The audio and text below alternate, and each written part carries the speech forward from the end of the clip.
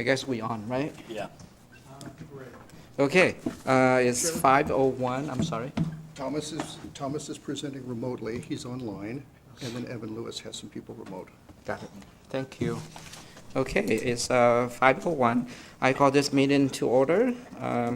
The first item is public comments. Do we have any public comments? We have no public comment. Okay, thank you. We are moving on to committee business. The first one is approval summary minutes for February 2025. I move adoption. Second. We have a motion and a second. All in favor, please say aye. Aye. Aye. The matter passed 3-0. Thank you. We are moving on to item B, server cluster replacement. Thomas. Good evening, Chair Tran and committee and council members. Presenting to you remotely today. I apologize for not being there in person. However, wanted to deliver a few items to keep the business moving forward. So the first one before you is the server cluster replacement. I don't have a prepared PowerPoint presentation for this one. It is a simple, we're buying new equipment to replace old equipment. Long story short is we have virtual servers that are hosted on physical servers. So depending on how much you know about that technology, we have 6 of these servers, and they host about 100 virtual machines that are running on there that is responsible for the city's infrastructure.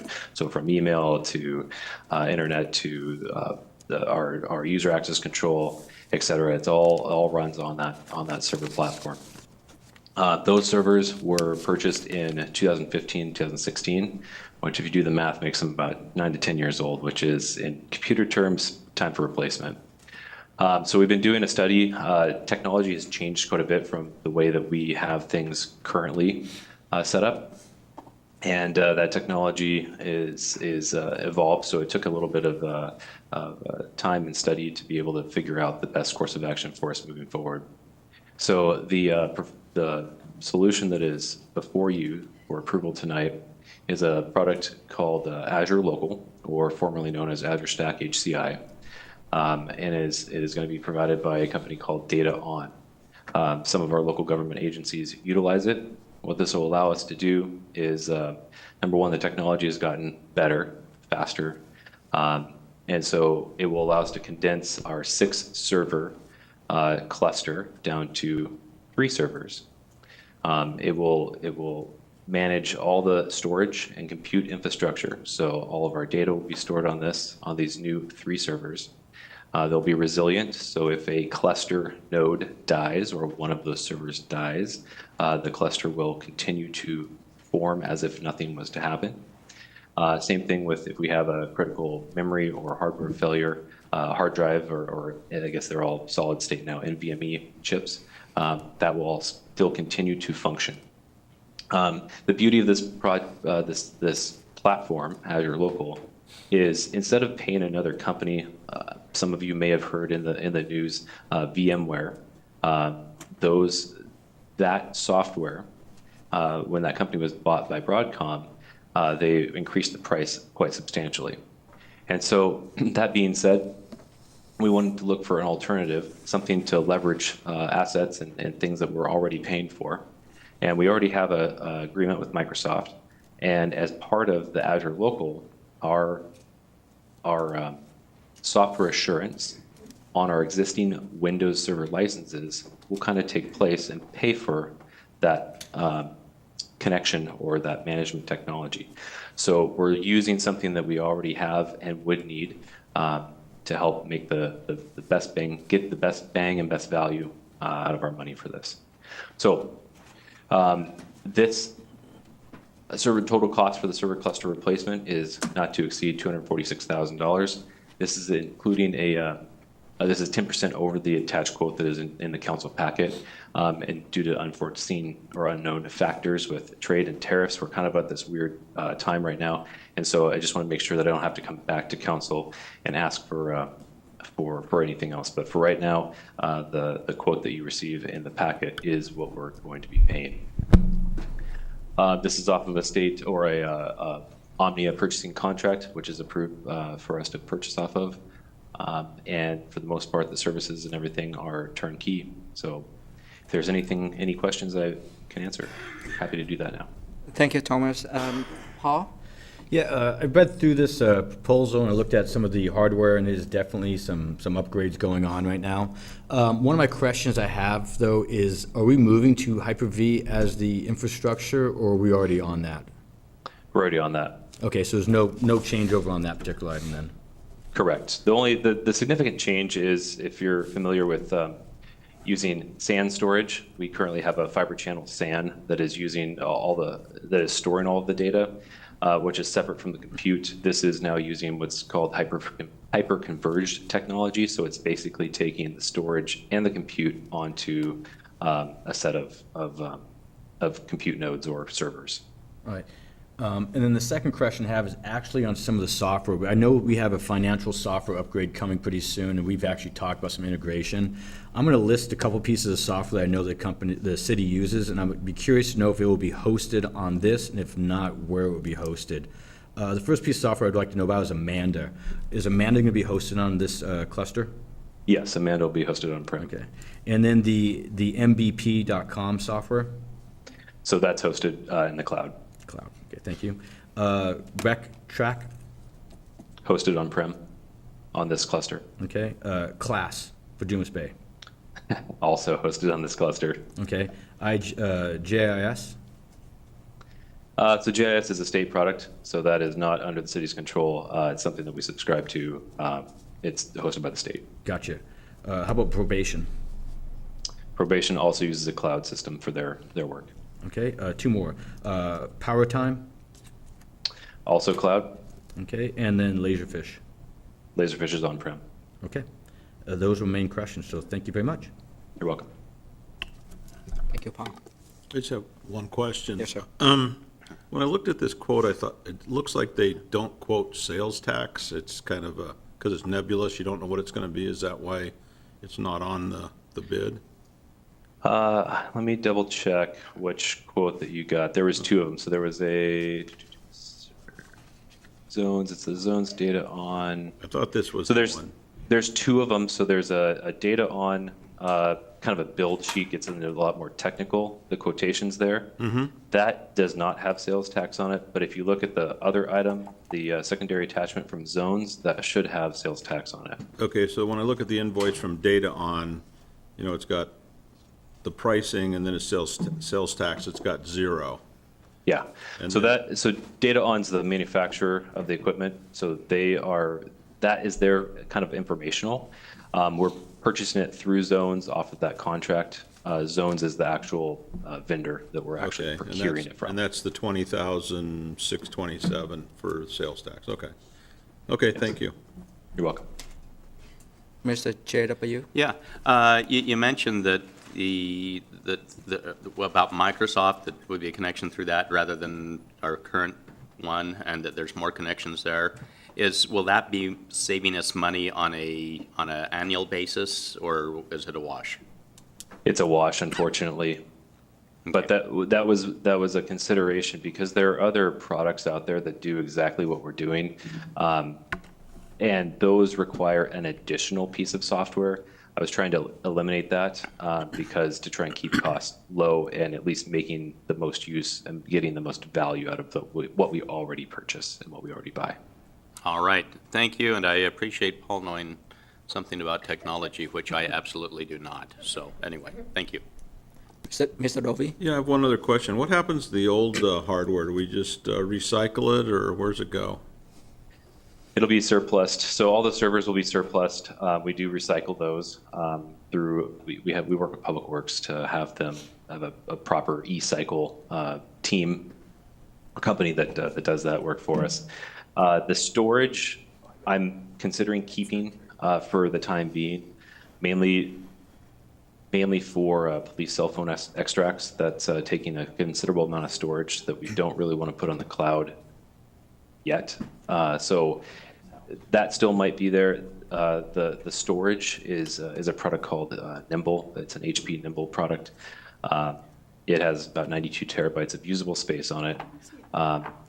That may be able to be reused, but not in a high availability or fault tolerant capacity, if that makes sense. So everything else will be correct, but we might still use that. It has some usable life into it, or still remaining. About 2029 is when HP will stop supporting that. And that's when we would need to kind of figure out a solution, but it might buy me some time or some capacity, some storage capacity for the police. Okay, thank you. You're welcome. Okay, well, thank you. We don't see any questions. May I have a motion, please? I'll get this one. I move to forward the proposed server cluster replacement to the April 1st, 2025 consent agenda for approval. I'll second that. We have a motion and a second. All in favor, please say aye. Aye. Aye. This matter passed 3-0. Thank you. Before we move on to item C, I want to take a moment to acknowledge the two committee members, Jack Dovey and Paul McDaniel, also Council President Linda Kochmar, Council Member Susan Honda, and Council Member Jack Ward. Thank you. Okay, now we are moving to item C, Safe City cameras. And I'm also here. Oh, sorry about that, Lydia. No worries.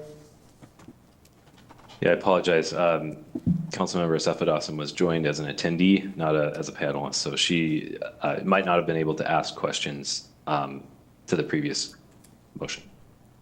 Yeah, I had no questions. Thank you. Okay. All right. Okay, so the Safe City item, again, for this particular one, I don't have a presentation.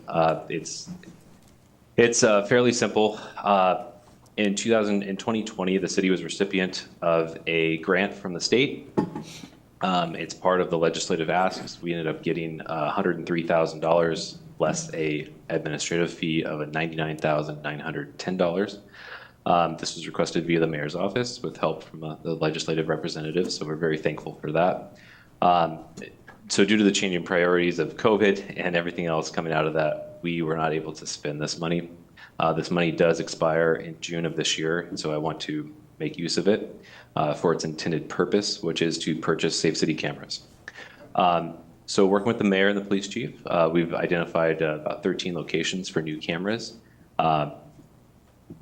What we're proposing to purchase with this grant money is 14 multi-sensor cameras, some 12 PTZ cameras, 2 bullet cameras, and the associated licensing for all those cameras as well to get into or to be able to connect to our system. So again, kind of due to the changing landscape of imported parts and components, and the trades and the tariffs, we're considering that what I'm requesting is council's authorization to purchase up to a not to exceed amount of $90,000. And the reason for that, this particular reseller that this motion is tied to is Security Solutions. They sell our cameras. As part of this, we need to buy some extra equipment. So meaning wireless bridges, point-to-point communication to be able to establish connectivity to cameras where we might not have physical cable. In addition to physical cable, Ethernet wire that we run in an outdoor purpose. So it's specialized. It has special coating and jackets and to be able to make it more weather resistant, sun resistant specifically. So we won't be using all 99,910 on cameras. We do need some ancillary equipment to be able to install them as well. This grant money can't be used for labor, so that's why we're just buying the equipment for it. So that concludes the presentation. Do you have any questions? Great, thank you. Paul? Yeah, my first question is going to be, is this the only use for this particular grant funding? Is the only thing we can buy is Safe City cameras? That was the intended purpose. That's what we asked for. Okay, so that means it's the only thing we can buy then? I don't know if it's the only thing that we can buy, but that was kind of the intended purpose of the grant fund. Gotcha. Is there any cameras that need to be replaced? So there are cameras that need to be replaced. that is something that's taken into consideration on these as well. There are, part of the 13 locations are some existing locations where we need to replace some old cameras that are not functioning appropriately. Specifically, 356th and Enchanted Parkway and 356th and Pack Highway. Okay. Do you know what the actual cost is is the license fee paid on an annual basis, a one-time basis, or how is the license fee equated? It's a hybrid. So we do pay a one-time fee for a license. When Avigilon got acquired by Motorola, they changed their license structure. So there is now a ongoing component if you want to upgrade only. So what that means is these licenses that we'll purchase are purchased for Avigilon version 8. So that is the current revision or current version that we're operating on now. If we want to upgrade that to version 9 in the future, we would have to purchase their support, which is what we've done already for all of our existing licenses. So it's like an optional if we want to upgrade, but it's not forced like other solutions are. And this will be 13 new locations, is what, if I recall correctly? No, it's not 13 specific new locations. It's less than that. Mainly along the 320th corridor, 25th Avenue South by Red Robin, and then east where we don't have cameras now. Hoyt Road and 320th as well. And then we identified a few other locations specifically around park and rides, such as the Twin Lakes Park and Ride along 21st Southwest, 312th and Dash Point, a couple of convenience stores and banks that also don't have Safe City cameras at this moment, 312th and First Avenue, as well as 348th and 9th Avenue. Gotcha. And then, do you know what the ongoing maintenance cost is for having these cameras, or is it put them up and we don't have to worry about them? Well, yeah. It is a we put them up and then we deal with them when we have to deal with them. I have a full-time employee that was hired as a network specialist, and pretty much his dedicated day job is dealing with camera trailers and Safe City cameras, and our Wi-Fi network. It does take a lot more time managing these cameras, especially as how big an infrastructure we have. But it's been an asset that everybody, the mayor appreciates, the police chief really appreciates. I mean, we're solving crime with these cameras as well. So it's while it has definitely grown beyond my wildest dreams, it's definitely been a good asset for the city as well. Gotcha. I might have some comments later. Mr. Roby? Yeah, you mentioned we're buying the hardware and some other parts. How's the installation being paid for? Is that this employee you just talked about, they climb out there and do it, or do we have a cost associated with installing them? I'm sure we do. Yeah, there is definitely a cost. Part of that is this employee. So Jerry is on my staff. He installs a lot of these cameras himself using the city's assets, such as our bucket truck and the Parks and Public Works departments. Okay. There are other installations where we do need to leverage or utilize King County to do those installations. And if that's the case, then we do have to pay for their time. They're just like an extension of the city's staff. So we use them for a lot of the traffic signal repair as well through Public Works, and so we leverage that contract for Safe City installation if we need them. So you said that we're going to be replacing some cameras, which means we'll have a few extras. Are we putting them up somewhere else, or get thrown away, or what happens to where they're replaced and upgraded? Do they go? So where we replace them, it's because they need to be replaced. So they will be done, thus surplused. Thank you. Councilmember Walsh? Yeah, there's the 14 of the multi-sensory cameras, 12 PTZ, and 2 bullet cameras. Just for my edification, what's the difference between them? Sure, that's a good question. Multi-sensor camera is effectively that. It's got multiple sensors, or think of it as like a miniature camera. It's a camera that can look multiple ways at the same time. So it's a singular dome that I should probably just bring up a web page. It might take me a little bit too long to navigate to it. But it's a single dome that has multiple sensors that we can configure where they're pointed at. So effectively, they come in two different flavors. The multi-sensors that we buy, 3-head and 4-head. So 270 degree worth of view or 360 degrees worth of view. And so the beauty of those cameras are you run one cable to one camera and you have several different viewpoints or vantage points to cover a whole area. The other thing is it's also costs one license instead of multiple licenses for multiple cameras. So that's a multi-sensor.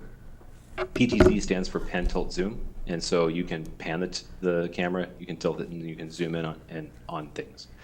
What we originally started the Safe City Network with was those cameras exclusively. And the reason for that is, well, they can be manipulated, they can be controlled. The problem that we discovered was 9 times out of 10, it was looking in the wrong direction where the incident happened. So because somebody either had left the camera in a certain location, or it happened in some other part of that general area, and so we didn't get it. So now we typically deploy at an intersection 2 cameras. We deploy a multi-sensor, so we get that 360 degree awareness, or 270, just depends. Like if there's a wall behind one side of it, doesn't make sense to record a wall, so we buy a different camera for that. So hence the 270 degree or 3-sensor multi-sensor. So multi-sensor, PTZ, zoomable, and that actually benefits quite a bit in real time. So if there's an incident that's occurring, our record staff or police officers can get on those cameras in real time and control them, zoom in on a suspect, vehicle, etc. And then the bullet cameras are what you see mostly at like convenience stores. It's a camera that's looking in one direction. It's external. It's very versatile. You can mount them inside or outside. They're sealed, but they only view one direction. They're fixed, so that way we don't nobody can control them. And there's purposes for those. If you want to always look at a particular scene at a given time, that's where we use those. All right, thank you. You're welcome. Councilmember Honda. Thank you. Are any of the cameras that we're going to purchase flock cameras? Not with this grant money. Problem with flock cameras is their ongoing cost. So when you purchase each flock camera is $3,000 a camera per year, and so paying with them with grant money doesn't get you very far. So these are our own city Vigilon cameras for our Safe City Network, is what we call it. And how, compared to other cities our size, do we have more cameras, less cameras, the same amount of cameras as other cities? It's a good question. I think we're on par with a city our size. Bellevue, Auburn are definitely, they have a lot of cameras. But I think for how we've grown this network and how we're able to support it, council members' previous questions about how do we manage and maintain these cameras, I'm very, very impressed with what we've done. And a lot of it has to do with some of these grant funds too. Previous to this, we got $250,000 from the state to expand this network. And so that, to Councilmember Tovey's question, that allowed us and afforded us the ability to replace a lot of aging cameras that were either A, broken, or B, just needed to be upgraded. How many cameras overall do we have, including the flock cameras? I should have been more prepared for this this item. Well, you can get back to us. Roughly, we have I think around 300-ish cameras, but we have more than that. We have over 400 views because of the multi-sensors, right? So would it potentially decrease crime in Federal Way if on our signs that say entering Federal Way, we have something saying smile, you're on camera? No, I'm serious. That's a good question. I think that would be more of a question for the chief. Okay. Yeah. I mean, I don't think people realize how many cameras are around in the public. Stores have cameras, cities have cameras. wherever you go, you're on camera somewhere. I just don't think people realize that, but, you know, if they know that we have this great system of cameras in the city of Federal Way, maybe they would think twice about coming here to commit a crime. I would think so. And originally, when we started the Safe City program, we did develop some signage that says Safe City Federal Way on it, or Safe City Zone. And if I believe it's still there, we didn't put up very many of them, but if the Safe City Zone, it's on the backside of the mall on 324th. If you round the corner by Biltmore Park, it's there on the right hand side. If you're headed towards Celebration Park. Huh, I'll have to look for it. Yeah. Thank you. You're welcome. Councilmember McDaniel? Yeah, two quick questions. The first one is, do the blue light cameras that we purchased for the police department, do they fall underneath the Safe City project? Yeah, I mean, all of our cameras, pretty much, we consider them as Safe City cameras. So yes, the camera trailers, yes, they are Safe City. They are Vigilon cameras, the same make and model as what we're using here. We have a multi-sensor and a PTZ camera on them. They have a local NVR, or network video recorder, that records the data locally on each camera trailer, but also they have cellular connection that connects them back to the city. And so we've gone through a couple of different iterations of connecting them to try and get the best coverage for them, and we're still continuing to evolve that. But yes, they are. Long answer. Just want to give you a little bit more clarity on them. But long answer to your question is yes, they are. Okay. And then how many of these cameras that we're purchasing are for replacement? Just a handful, to be honest. Literally, it's going to be probably two cameras, two multi-sensor cameras that we have at 356th and Enchanted, and 356th and Pack Highway. Okay, thank you. Go ahead. Just one more question with the cameras overall. I know that we have the room where it's all monitored, and I think that I think that you said that told me at one time that it's mostly a volunteer that's monitoring it. Is that correct? Yes, that's correct. Is there a need for more volunteers doing that, or do we have it handled? I think again, probably the chief would be the best person to answer this question. But from my perspective, they're monitored in two different locations. Number one is in records.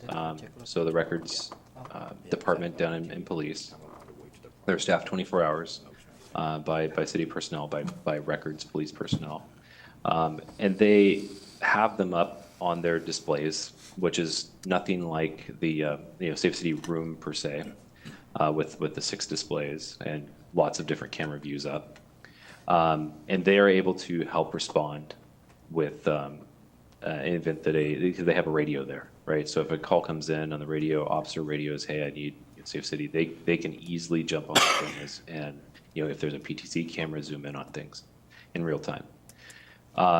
Going back to the volunteer side of it, that's kind of what that room was designed for. And yes, it is staffed currently by a volunteer, mainly one. I have only seen one. Debbie, she does a great job. But yeah, I think the city could use a few more volunteers to help with that. And it's a grueling job. I mean, imagine just watching lots of little video here or there. You kind of have to know what you're looking for. It's not an easy job. Yeah, sounds like it'd be worse than watching a golfing game on TV. Yeah. Thank you. You're welcome. All right. I'm just gonna make the comments now then. Oh, okay. Yeah. Go ahead, Paul. Before we vote on this one, I just got some comments I wanted to discuss with the committee. I have no problem with replacing the cameras that we currently have. I also have no problem using some of this money to fix some of the camera systems that we have that are mobile that do not currently work properly at the moment. But I'm not a big surveillance state kind of guy, and I don't like the thought of putting extra infrastructure on that's going to be required to be maintained later on. I'd rather use the money to replace the current ones and then also maybe use that money to fix the mobile ones that we purchased recently that are not being utilized at the moment. So I will probably vote against it if, unless we have some kind of conversation that makes that a possibility. Okay. What the committee would like to do? I'll make a motion to move it forward, and we can have that discussion. At The grant the- may be something that you can't use to fix other things, but I move to forward the proposed purchase of the Safe City cameras to the April 1st, 2025 consent agenda for approval.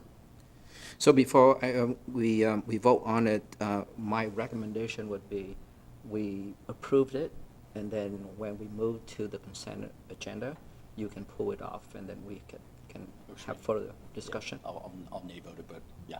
Would that work? Yep. Okay, very good. So we have a motion and a second. All in favor, please say aye. Aye. Aye. Good. Nay. Nay. Okay, for the record, Councilmember McDaniel voted nay. Do we need to do the roll call? No, I think we all got the vote, so it passes 2-1 with 2-1. Mr. McDaniel voting nay. All right, thank you. All right, we are moving to item D, City Council Chambers AV upgrade request to bid. All right, for this one, I do have a slideshow, so I'm gonna share my screen.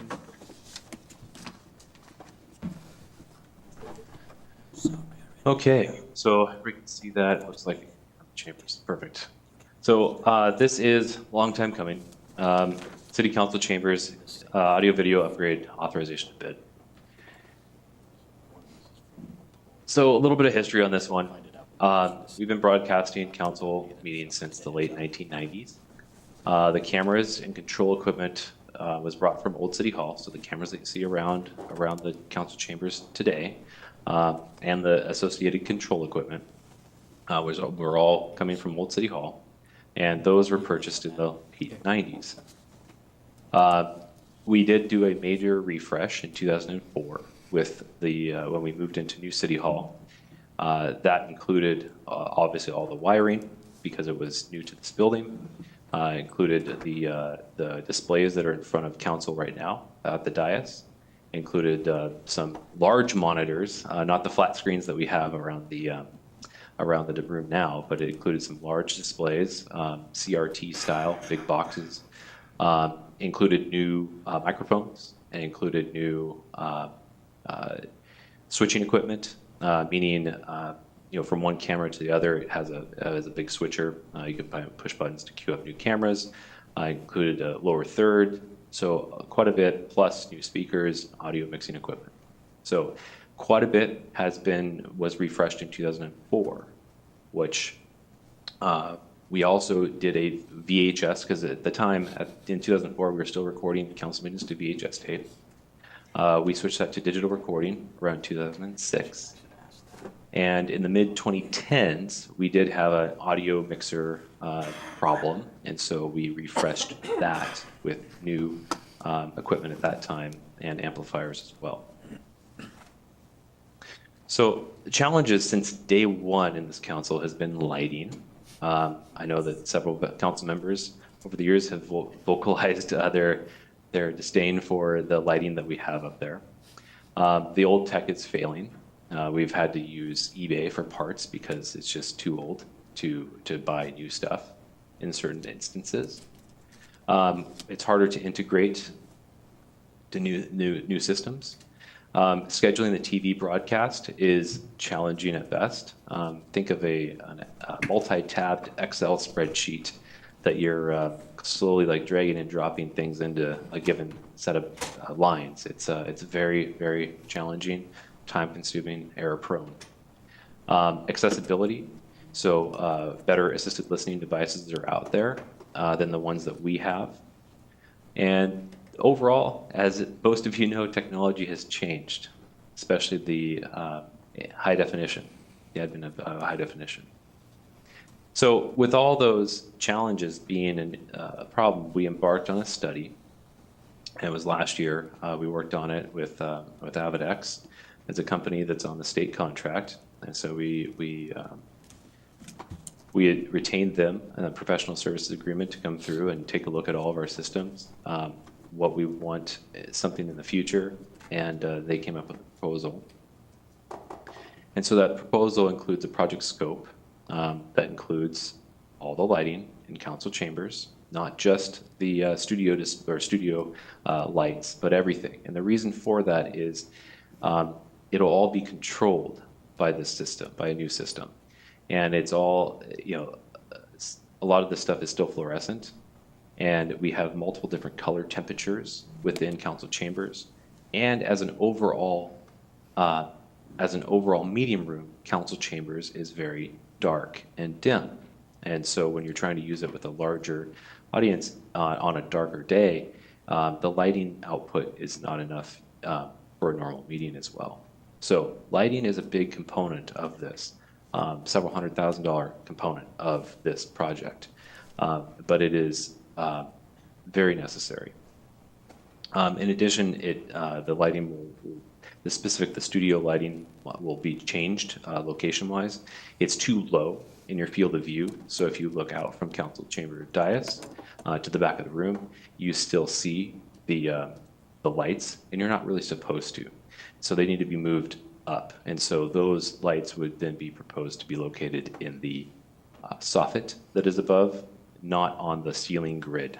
So it would be in that drywalled soffit that's above the dais. We would have large audience display monitors that would be wall mounted, not suspended like they are, today.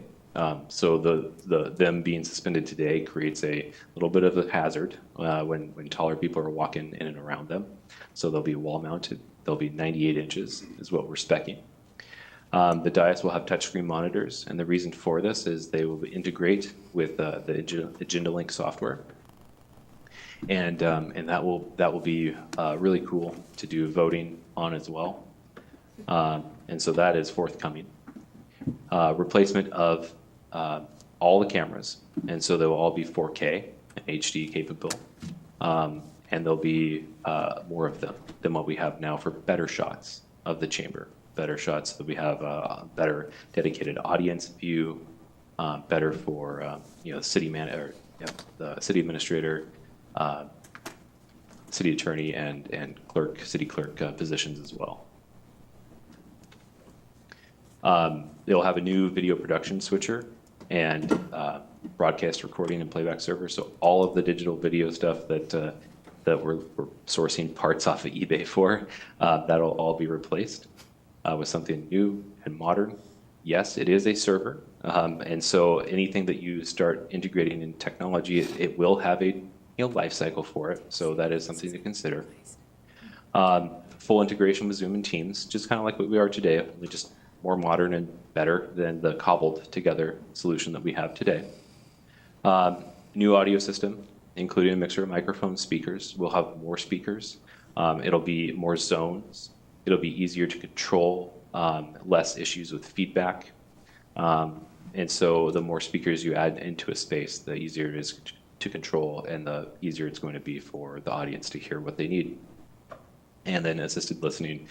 There's cool things today where if you have a Bluetooth set of hearing aids, for example, that connects to your mobile device, you can load an app on the mobile device and tune right into the audio stream in the chambers. It's really cool.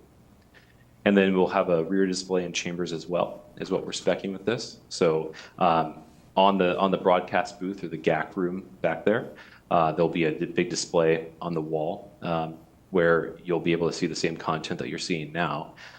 It'll just be, it'll allow more people to be able to see that. But that display will also function as an independent conference room. So we can then expand, because this council chambers gets used as a conference room many times throughout the year.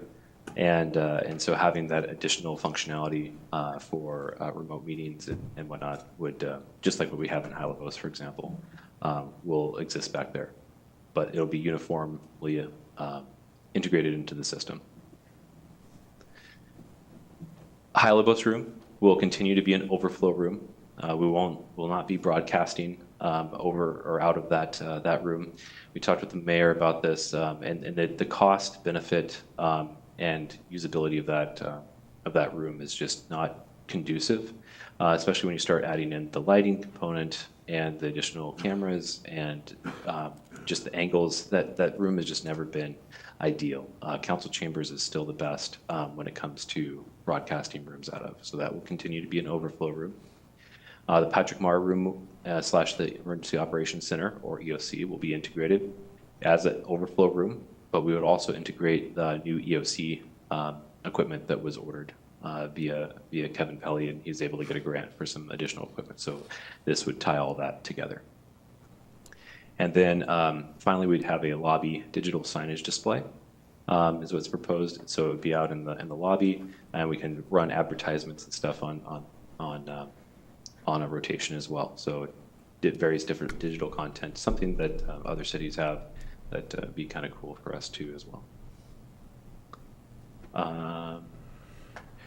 So this is going to be funded by the Special Studies Fund.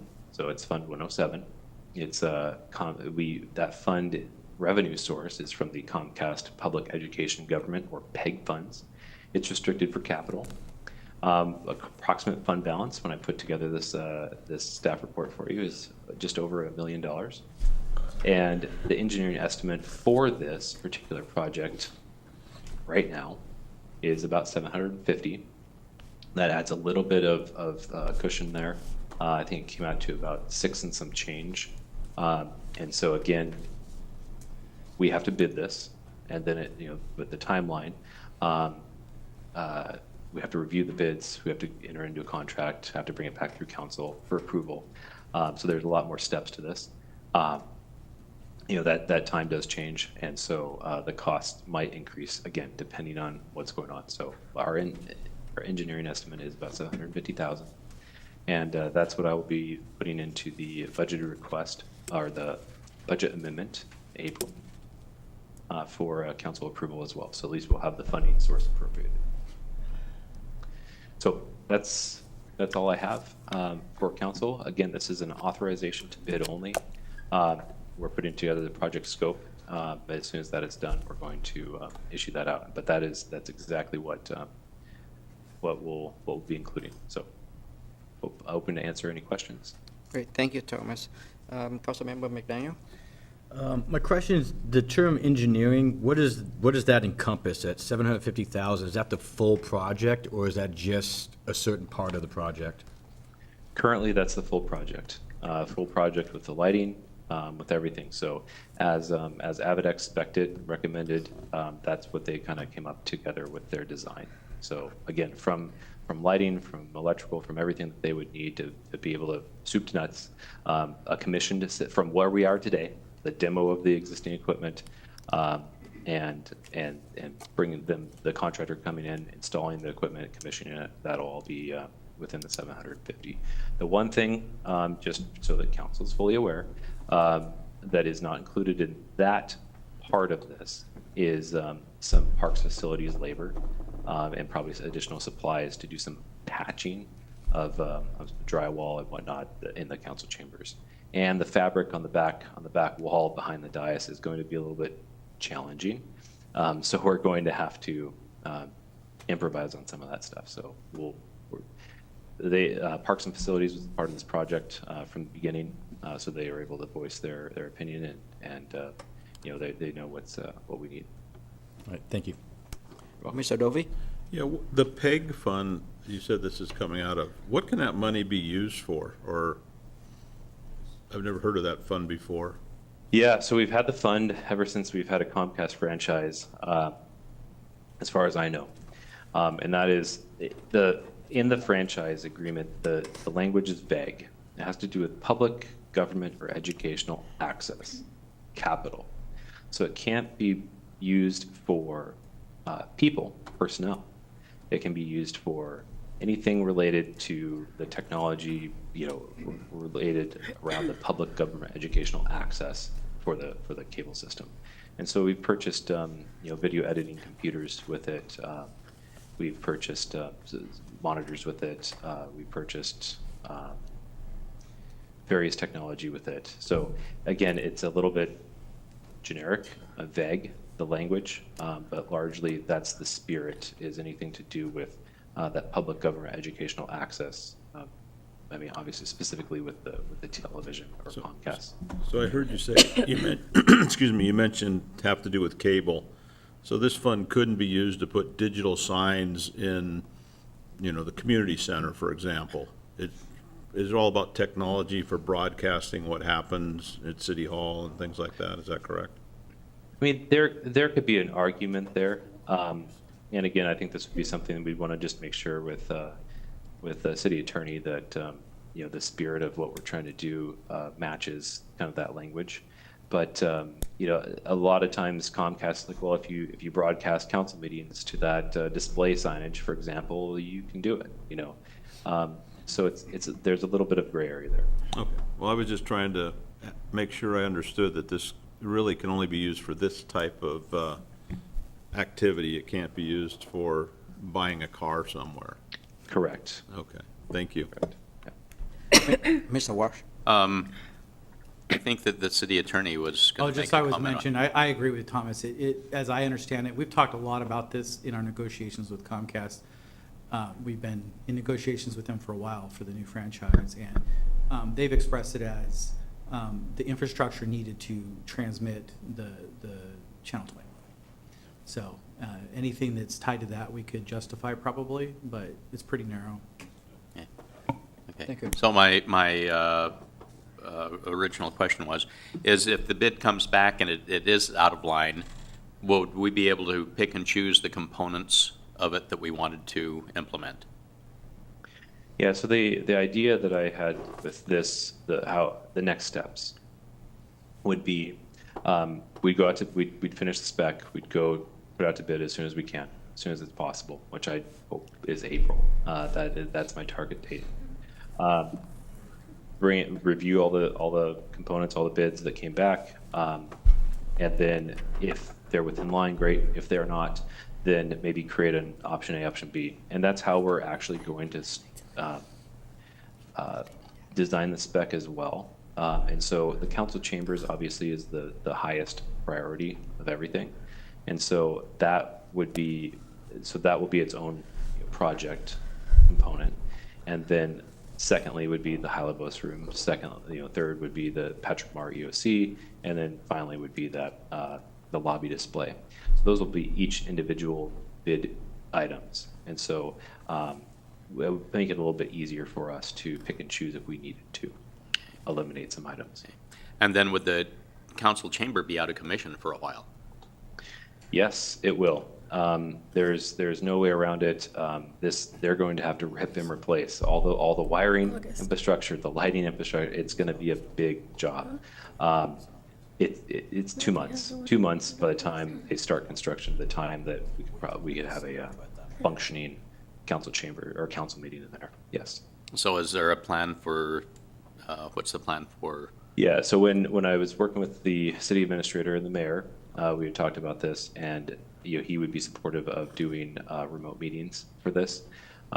This impacts obviously council, city council, and committee meetings the most. But this room does get used substantially throughout. In a period of 2 months, there's lots of meetings that happen with staff. So there's a lot of rescheduling and shuffling around that's going to have to happen. But there's really no other way of doing the work at this magnitude in a phased approach that would limit it's better. Even we had this discussion with the consultant, with Avadex, and they were talking about it. There's not an easy way to do something of this. If it wasn't as large scale, it would be one thing. But if we did the lighting, and then we came back and we did something else, for example, the rest of the cameras or the audio system, you're opening up the same areas. You're opening up you're pulling wire instead of just pulling a whole bunch of wire at one time to various different locations, you'd be pulling that same run over and over and over again. So really, just the size and scale and scope of this, it's better just to do it all at once. So hopefully that helps. answer. Would it probably be able to be scheduled, in August or December when we have fewer meetings? That's the begin goal. with, The goal is to leverage August as best we can, which is why we need to get it out to bid in April, which is why I'm here before you today without actually, like, the spec is not fully complete yet. But if council gives me authorization to bid with the scope in mind, then that's what we're going to do as soon as it's done. All right, thank you. Hey, Thomas, Yes. the word remote is like music to my ear. Yeah, it's going to be a better solution, because right now, I mean, I'm remote and I'm seeing, the feed coming from council chambers. And it looks okay on a small screen, a small square, but it's not what it should be. All right, thank you. Lydia?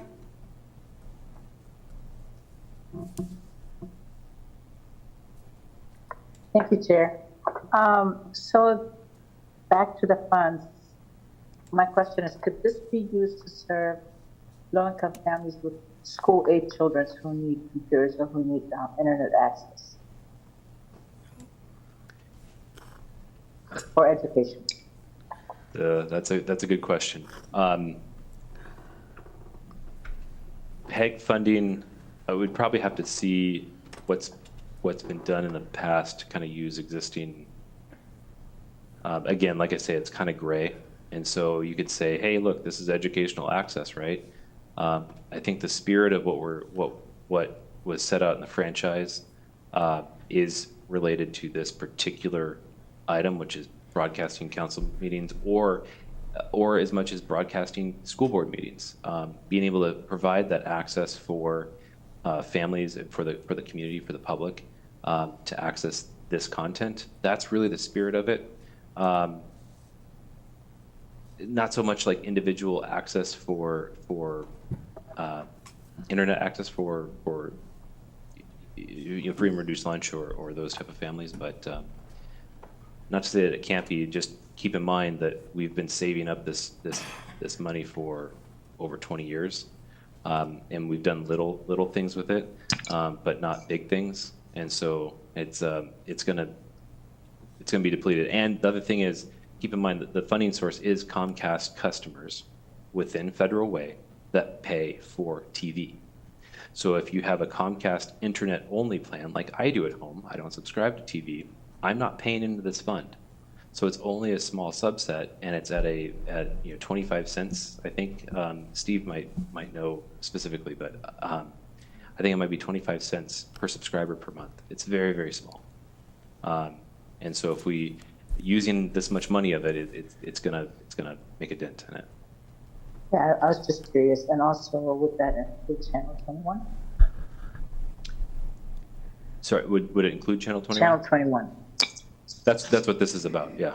Okay. Channel 21, All right. yeah. Thank you. So actually that's actually a good thing you brought up. So Channel 21, Comcast will provide us a high definition stream for that channel as part of this.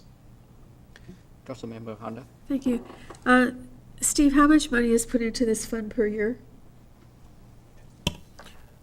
I'm not sure I know. Thomas, do you know how much we put into the year? I know that we've been watching the balance, and we're also considering the future for replacement possibilities.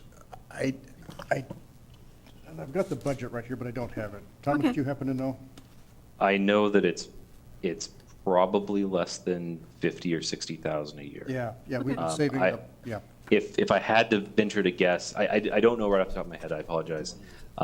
We can get you a report of how much has been included, but it's not as much as it once was. It once used to be probably, I think, almost $100,000. Okay. But as people cut the cord, Yeah, yield less and less. That's a good point. This fund has been in pretty rapid decline, and it's probably going to become less and less funded over the years. Okay. So we've been waiting a long time to do this, and I'm glad that we're finally doing it. I think for the people who are in the audience and they're trying to watch these monitors, you can see people get up from their chairs to go to monitor to see what's going on. And so, having been in a lot of different council chambers around the area, excuse me, I know that we need an update here desperately, so I'm glad that we're doing this. Will the dais be impacted, and will we have a new countertop here? As of right now, we're again trying to keep costs lower, but depending on what parks facilities we can come up with, that may be subject to change. But right now, we would be leveraging kind of it would be a different mount on a wider, larger, a little bit larger display in front of you. So right now, that recessed hole that's in the dais that's Right. holding the monitor well, as we'd like to call it, that is not slated to change at this point. But again, that's again, as the bidders come in and they walk the space and they put together a proposal, that's what we're going to try and find out as well. But right now, the spec will say no. But if they say we have to, and this is how much it's going to cost, then we're going to have to cross that bridge. If that happens, I'd like to have council input in that, since we sit up here so often. Also, the cost of doing the Hylobus room and broadcasting from that, looking into the future, is that not something that would be beneficial for the city? Yeah, so we originally looked at doing that. That was part of the scope when we embarked on with Avadex on this design. And largely, it came out to the room is the wrong dimension. There's a lot of things about that room that's not ideal for broadcast. And if we're putting all the money to make council chambers the best area to broadcast with better lighting, with better cameras, more of the better locations to get better angles. The thing about broadcasting out of council chambers is we've defined areas within the council chambers that people will be presenting from. So all of council, they can move around a little bit, right? But for the most part, they're in one zone. Same thing with staff. Same thing with the public and the podium. In Hylobos, it's super variable. And so it's just not a good environment. Not to mention microphones, that becomes more of an issue. And so then you're dealing with some sort of like a ceiling mic so that it's not on the table because there's no room, because you've got table, papers and stuff to shuffle around, and you're going to pick up all that noise. So we went through all these scenarios and really came down to, it's not worth the money to get a subpar product out of Okay. it. And so council chambers is still the best. So you mentioned that the room behind the window is going to be updated? So Yes. so that meetings could be held in there?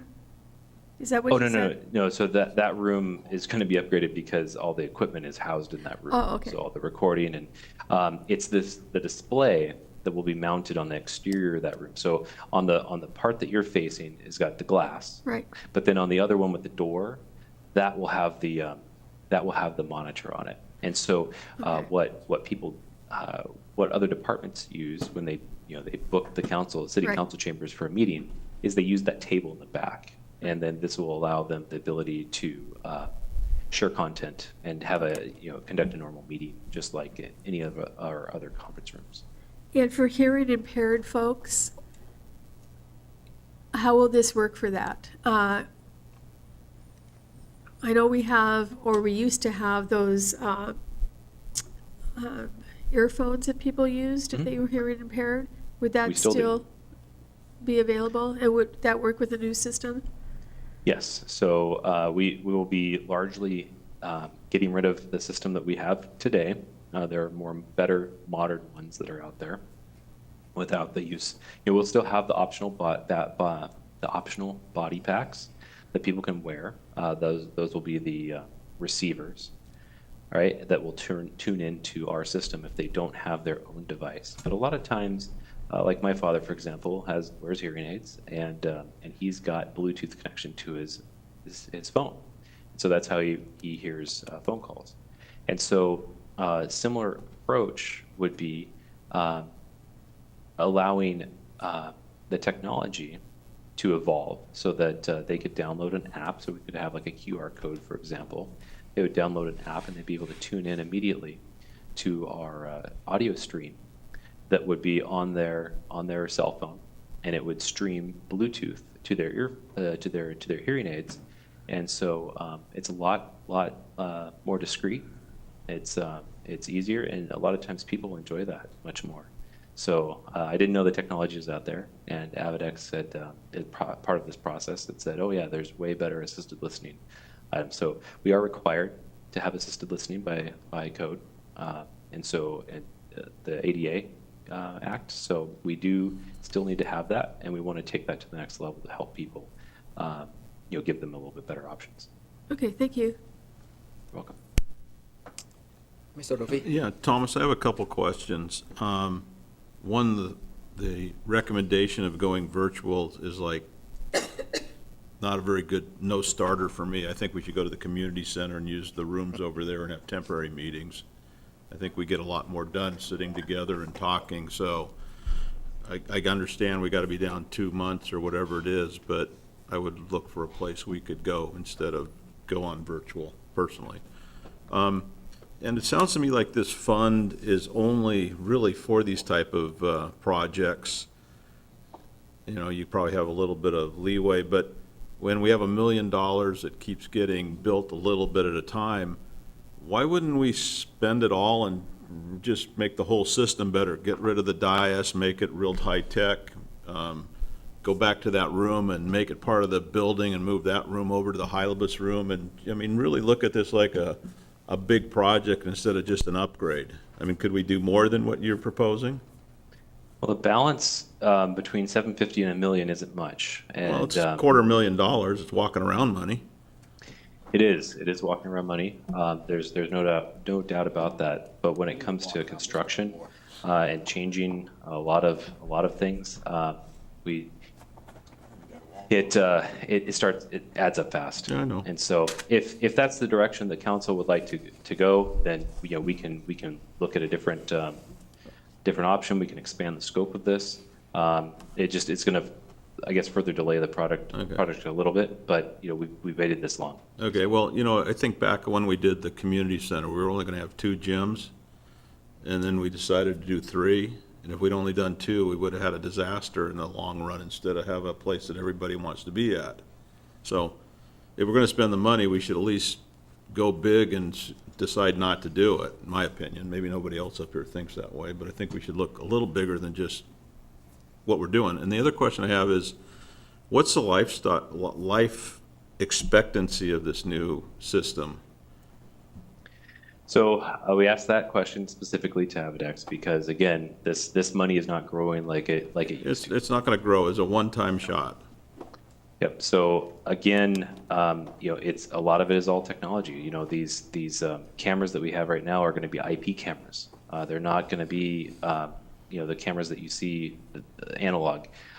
So it's a lot more electronic commodity style devices. Yes, they're good, they're high end, they're professional grade.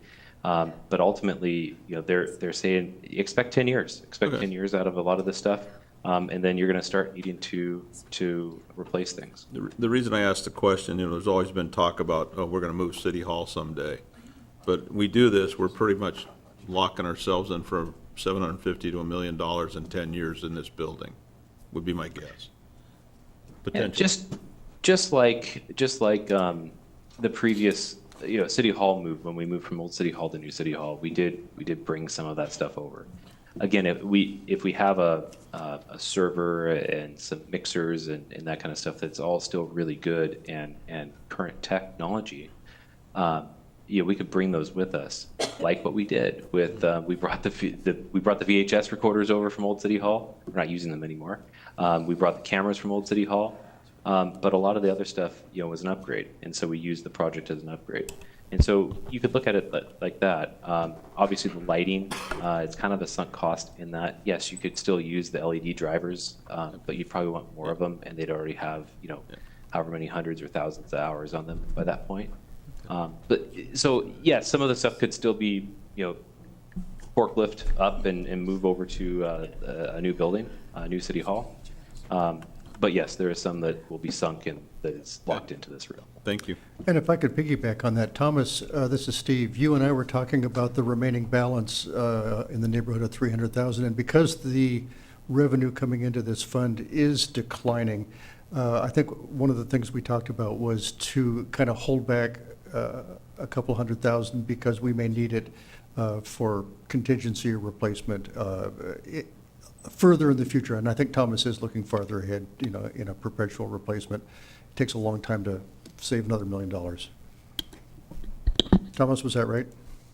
Yeah, I mean, that is you took the words out of my mouth as well. I should have said it earlier, but yeah, I mean, that's, again, going back to what I said in the presentation, we've done some minor upgrades over the years to the existing equipment, like the mixers and all that, 10,000 here, 15,000 there, so not a lot of money. But we've used that fund to fund these items. So kind of the same thing is if we have $300,000, yeah, we could do a little bit more, but we also are, I don't want to spend it all, is what my approach was, so that we'd still have something for the future as well. Council President? I'm wondering, Thomas, if we'd be able to use the Patrick Maher room while we're in the interim. So that room is included in the scope. So it will also be doing It's work, construction down there too. Oh, so you're saying that keeping some kind of a rainy day fund.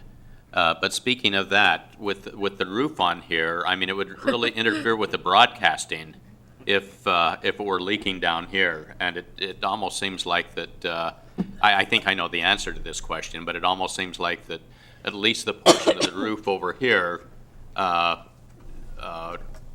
should be able to help our future broadcasting capability. But anyway, just a thought. Nice play. Very creative. I like that. I agree with Councilmember Dovey. I would rather have in-person meetings than meetings online. But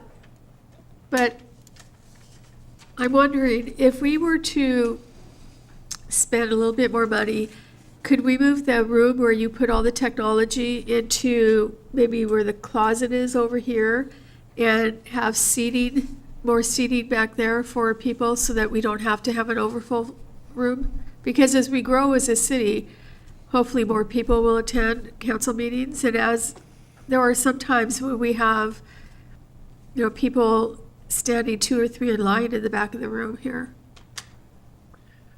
Does that make any sense? That's a good question. It makes perfect sense. Infrastructure-wise, you're starting to get even more and more expensive. Like that room has core drills in the floor already to run cable below the floor to serve the dais. It has fiber that we run to it. There's a lot of things that, if we start moving those into a closet space, and then there's where do you put the operator? We don't necessarily need the glass. Like Kirkland City Hall, for example, their broadcast room is in the basement, and so that person, I run out the back if I need to support somebody. They would be coming from, downstairs, and then it would take them 3 minutes to get up to council chambers. So it doesn't necessarily need to be there anymore these days, especially with things being over IP. The more we start talking about that, the more the costs, when you're starting to move walls and large amounts of infrastructure, starts to go up quite a bit. So again, that was out of the scope originally. If that, again, if that's something that council wants to consider, happy to.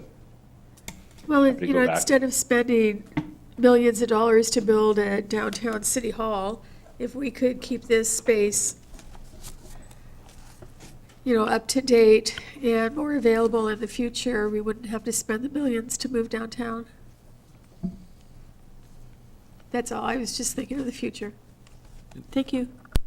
Yeah, can I make one more Thank you. comment? Yeah, go ahead, please. Yeah, Thomas, one more comment. I agree with Councilmember Honda. I mean, we got one time to do this, and we're going to bid, and we can always take away, but let's not think that we shouldn't do it, and maybe it makes sense to take that room and move it over someplace so we have more room for our citizens for the next 10 years?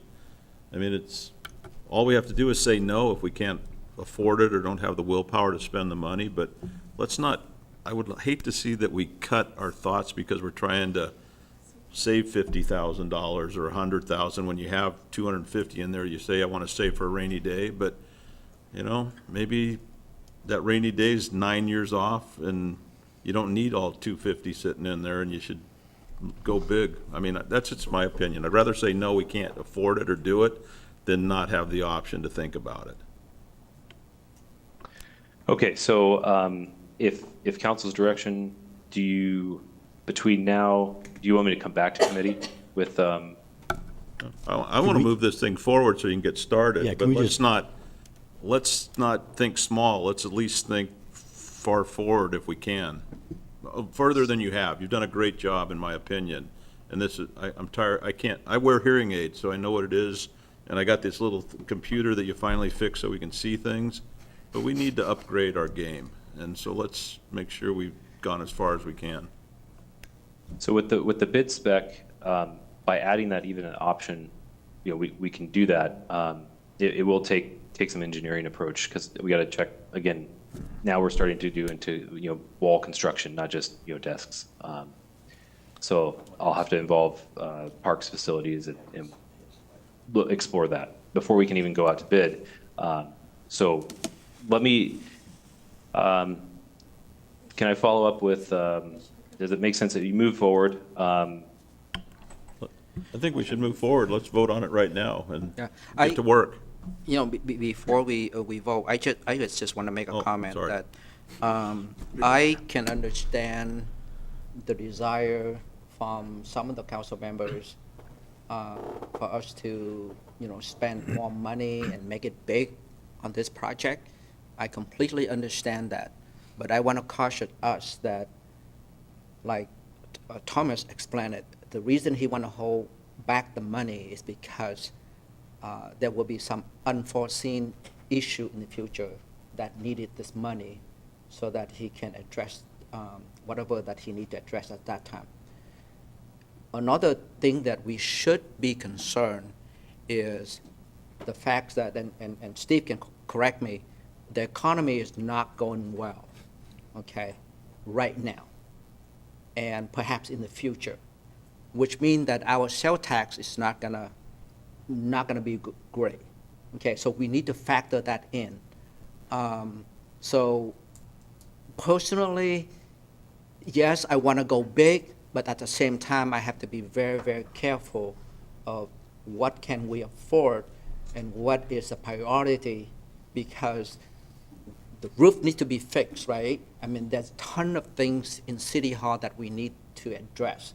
So if most of council members want to do this big, I'm okay with that. But again, I just want to voice my opinion. And we just need to be careful. We need to be frugal at this time. Can I make one comment? And I agree 100%. ahead. This money can only be used for this type of thing. It can't be used for a roof. It can't be used for anything to offset any expense. This is cable money that we accrue that can only be used for technology, is the way the city attorney kind of explained it a few minutes ago, correct? Yes. Yeah, so this is not a decision of this or that. This is all it can be used for, so let's make sure we utilize it the best way so we get 10 years out of it and our citizens can see what's going on, and who's ever up here in 6 years can do their business or whatever, but this only can be used for that. If we could use it for the roof, I'd probably say, yeah, let's buy the roof tomorrow, but I don't think we can do that kind of stuff. No, what I meant is, if we need the money elsewhere, if we need the money to, if the project gonna cost us more than $1 million, for example, and Yeah, we wanna I would never spend more than the money in the then project bucket. we have to use funds from some other source that we may need it elsewhere. You and I are blood brothers on that. All right. My other question is, so if we pass this real quick, it gets us for just the tech. What is required if we do want to get that second understanding, that second bid then? What is the requirements of the process for that? So we have this one, I we think pass that's it. what Thomas was getting at, is that in order to put this out to bid, we'll need a scope that includes all of this new envisioned work, and we don't have that prepared right now. Yeah. And in order to prepare that, we probably need an engineer.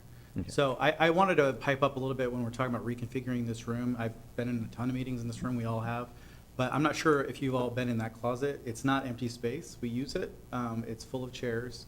So I'm not saying that there's not some configuration that an engineer might be able to come up with that would increase everybody, like more room for seating as well as storage, but I'm not sure there is a better answer. And if we had to pick between overflow, which we've used, I think twice in the last 5 or 6 years, compared to the storage we use every day, we probably need the storage more.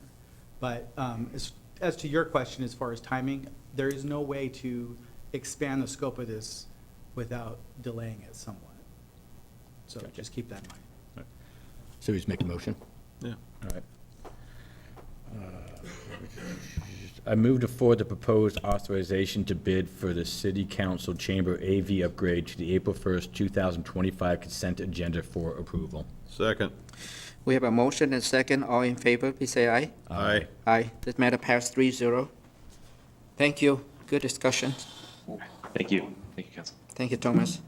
Enjoy the rest of your day. All right, we are moving on to item E, ordinance park impact fee methodology update.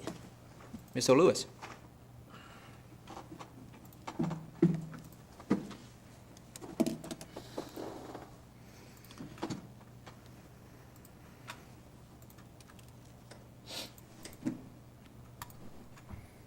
Good evening, council members. This is the park impact fee methodology. Minimize this screen, sorry.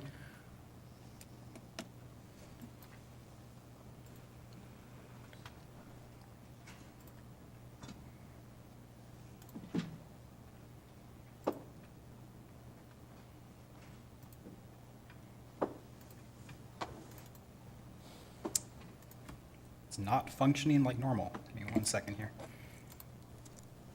All right. This is the Park Impact Fee Methodology Update Ordinance. It amends our Title 19 zoning code.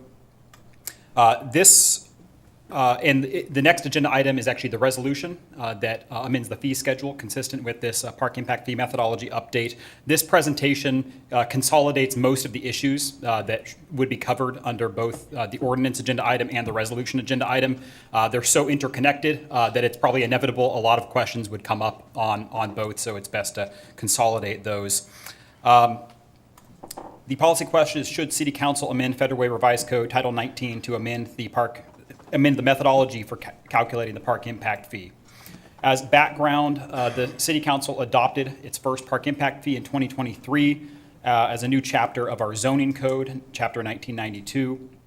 It also adopted a park impact fee study that established the maximum allowed park impact fee that the city can charge of $2,839 per dwelling unit. And then it also adopted in the fee schedule the park impact fee that we charge today, which is $2,200 per residential unit.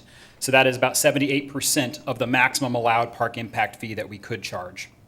Senate Bill 5258 passed in 2023 that amended RCW 8202, and it specified the impact fees shall reflect the proportionate impact of new housing units. And the proposed method for doing so in this ordinance is based on square footage of the dwelling unit. So this specific ordinance amends just a few references to our park impact fee method. It also adds a section to the Chapter 1992 that ensures we update our park impact fee with inflation beginning in 2027, consistent with what's in the 2023 park impact fee study. And I'll now hand it over for a few slides to our consultant with FCS Group, John Ghilarducci, and Zach Hazel, and I believe they're on the line. Yes. Great, we can hear you loud and clear. This is John Ghilarducci, so you can go ahead and go to the next slide, please. A little bit of very quick background on what is an impact fee. These are the one-time fees paid by new development at the time of development. We have to follow the law very carefully, and we did when we calculated these fees a couple of years ago. Each fee can't exceed the new unit of development's proportionate share of the costs of infrastructure that will serve them. Next slide, please.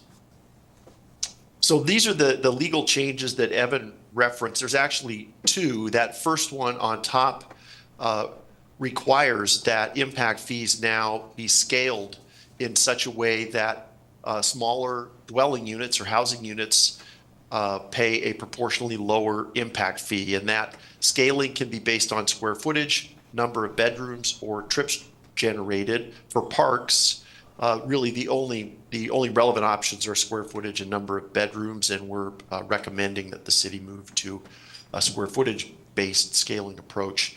The lower part of this slide has to do with accessory dwelling units. One of the legal changes in 2023 requires that an ADU be charged no more than half of the impact fee charged to the principal dwelling unit on, or the would be charged to the principal dwelling unit on a parcel. So it limits what a city can charge for an accessory dwelling unit.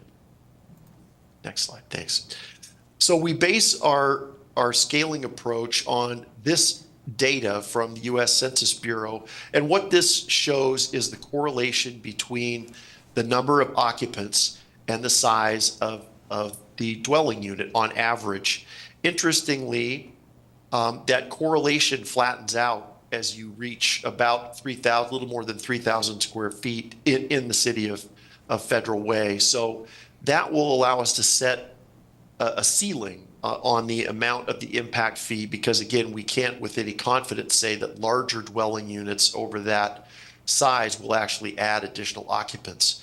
We can also use this information to set a floor, which would be the size dwelling unit on average, which will serve one occupant. So on the next slide, you see how we applied that information to arrive at a park impact fee per square foot of $1.68. The minimum park impact fee, so this would be the charge for any dwelling unit up to 622 square feet. That charge would be $1,045, and then anything over that would be charged that plus the amount per square foot. The maximum PIF set by the square footage at which that correlation levels out, $5,248. So the park impact fee would be no more than that charge, and less, of course, for dwelling units less than 3,124 square feet. So this gives you a sense of what's going on in the region. We're seeing a lot of significant numbers in park impact fees. And this doesn't include some that we know are in process right now. City of Fife, Bonnie Lake, Maple Valley, they're all considering major increases. But you can see Federal Way's current charge at the $2,200 for applied uniformly for dwelling units would now move to $2,839 for the average sized dwelling unit in the city of Federal Way. And then the scaling would result in higher or lower charges up to the down to the floor and up to the ceiling based on the square footage. And I think it may be best to save our questions for the end, just a couple more explanatory slides, and then we can field questions. So just to recap then what FCS just covered, based on the research presented and the fee scaling methodology in your packet, the resulting park impact fee with this new method, except for ADUs, would be $1.68 per square foot, and the minimum and maximum park impact fees would be $1,045 as a minimum and $5,248 as a maximum. One disclaimer, it was actually just discovered that because this park impact fee of $1.68, that's actually rounding. It's rounded to the nearest cent, consistent with all of our fees, our fee schedule. Because of that rounding, we had to make a slight adjustment to the minimum and maximum fees from what you see in your packet, and this will be corrected for first read. What's in your packet, the minimum and maximum fees are actually based on the non-rounded PIF, the one that doesn't round to 2 decimal points. So the resulting difference is just $5 for the minimum, or $3 for the minimum and $13 for the maximum. That will be a Scrivener correction in the first read packet if this moves forward. This is just examples of what this new method results in as far as impact fees. A different example, square footages. 1,000 square feet would be 1,680. The average dwelling unit size of 1,686 square feet would be 2,832. Again, that's slightly down from 2,839 because of that rounding issue I noted, all the way up to 5,248. Just want to close the loop and acknowledge the conversation that happened around this new method at Land Use and Transportation Committee meeting in January, where we had a briefing on this topic. At that LUTC briefing, there were some creative ideas that were brought up to see if maybe we can future-proof our park impact fee to account for future changes in our housing supply, such as possibly look into averaging the park impact fee scale to a dwelling unit size of maybe less than 1,686 square feet, since we do expect at some point in the future our dwelling unit sizes will start going down because we expect more multifamily. Another idea was further researching the relationship between occupancy and dwelling unit size. So staff looked closely into this. Really, any research that we brought forward attempting to adjust the scale that's been presented would be speculating about the future. And it's further complicated by a wave of housing-related code amendments that are coming before you. We have actually, the next LUTC meeting, there's the ADU code amendment. Then shortly after, at some point, the first half of this year is going to be our middle housing bill. It adds additional variables and question marks about what our future housing supply looks like. Given that uncertainty, we can lean back on what we know right now, which is that we currently only charge 78% of our maximum allowed park impact fee. And that is based on an adopted park impact fee study. And so the PIF scale reflected in your packet is really a simpler future-proofing approach from what was discussed at LUTC and bases the park impact fee scale on what we know now, which is that we charge a park impact fee less than what we could. So let's base our scale off of the maximum park impact fee that we could charge. So back to the ordinance. The ordinance amends a few references to the park impact fee method in our Title 19 zoning code and also adds a section that allows us to increase our park impact fee with inflation in 2027. This had a briefing in January as noted, and we hope this is on track for adoption by middle of April. There have been no public comments. The typical criteria for amending our code are outlined here, and our compliance with these criteria are outlined in the staff report, and a recommendation from Planning Commission was approval, and the mayor's recommendation is also approval. Are there any questions on the ordinance? Mr. Dovey? Well, I have a lot of questions, not specifically on the ordinance, but I want to make sure I understand something. When you said an ADU, the park impact fee is 50% of what the house would be? Yes, 50% of the primary dwelling, which Okay, is the so house. not a new dwelling, but an existing dwelling. Is that how we look at it? It's 50% of what we would charge a primary dwelling on that property. Okay, so if somebody had a house that was $5,800 in a park impact fee, which was the most that you showed, or whatever it is, 5 bills, that mean the ADU would pay $2,500? No, it means that we've adjusted the scale so that basically we've cut the scale itself by 50%. That's what the state law requires. So it's not half of what the house would have paid? No, it is not. It's in the fee schedule resolution, instead of $1.68 per square foot, Yeah. it is 84 cents per square foot. So it's literally cutting the square foot dollar amount. It's really one half of what the PIF is. Yes, it is one half of the PIF. So that way you're making it, we're subsidizing it. Somebody's subsidizing the one user in that house. Yeah, that's one way to look at it, but that's a state requirement. I'm not challenging So- it, I'm just trying to make sure I understand it, because if you say it's half of what it would be, that's a big number. But it's half of what the PIF is, that's a small number. Yeah, it's smaller than if you were truly basing it just off of the actual primary Yeah. dwelling unit on the Okay, property. okay. So the other question I have is, when I looked at your graph, it showed that roughly 1,100 square feet, if you look at that graph, further back is where you have two people. I mean, it says, the graph, when I looked at it, and it was a little under 1,000, a little over 1,000 would be two people, I think. Is it this scale you're referring to? Yeah, there was another graph you had, but this one right here. So if I look at 1,000, I come up, it's almost a two people. If you go over 1,000, you see it crosses the two people per household, right? So I just wanted to look at that. I guess, when we put this park impact fee in, we wanted to get a park impact fee, but we didn't want to be out of line. I mean, we are the lowest by choice when we did this. So is there any, I would rather see a way that we say, this is the most we're gonna charge. And I don't care if you build a 5,000 square foot house or a 1,100 square foot house, it's all the same. You're gonna pay that number, that $2,000 number or 22 number that we already picked. And I guess if you have to, by state law, say if you're in an ADU, it's half that price or whatever, we go with that. But I don't think we should be penalizing people that want to build a $5,000 or 5,000 square foot house or a 3,500 square foot house in our community, because we're going from two people at 1,100 to three people. I mean, it's not that much more impact.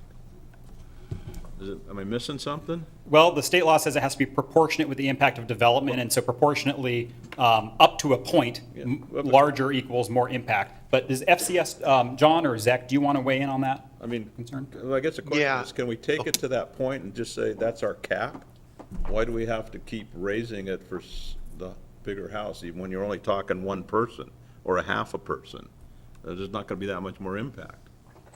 I Well, don't believe. we think we've done that. Well, So the fee does cap out, and it does that because, just as you said, and you're absolutely right, after a certain size, which is about 3,000 square feet, you can no longer, with confidence, correlate the number of occupants with that home. So, but your last graph didn't show five people in it. It shows across here, no more than, 3,500 is three. we're using the relationship at the average. So the average number of occupants, average house size, and the fee, the existing, or the fee that the methodology supports is for that average. And then we calculate the fee per square foot, Yeah. go to the 3,000, and that just happens to equate to an occupancy of 5 people. But the key metric is the square footage of the home. Right. We can't just go 1.68 and we hit it, $2,020, $200 like we are now, and say everything else is not charged with a law. Does the law support that?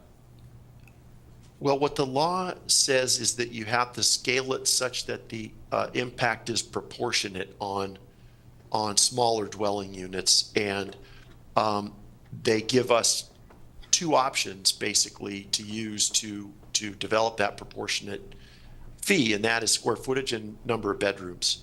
The reason that we recommend square footage is because we found, and we've heard from other cities, that people will try to game the number of bedrooms. They'll Den. and so it becomes a little bit more of a negotiation than just having a square footage and charging based on that. Plus, we have this good data that actually links the number of occupants with the square footage of the home. So, I mean, this is kind of a flippant question, but our option is do what you're saying or take away this park fee altogether and say we're going back to what we used to be. I mean, that's an option, right?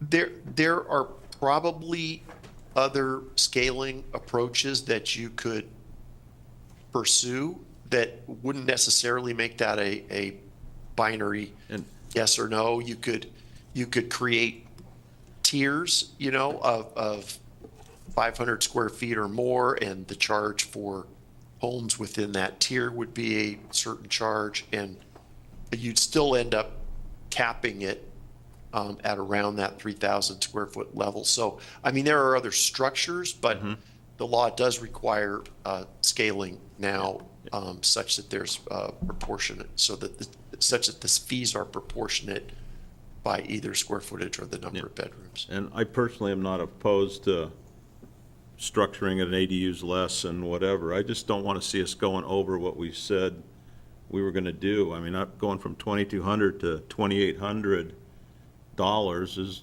a big jump. It's like everybody else, you know, we're asking for more money and discouraging development. So, anyway, that's my thought on it. Mr. Walsh? Yeah, can you go back to the other graph? On this graph here, it looks to me as though that maximum occupancy isn't at 3,000 square feet, it's about 2,200 square feet.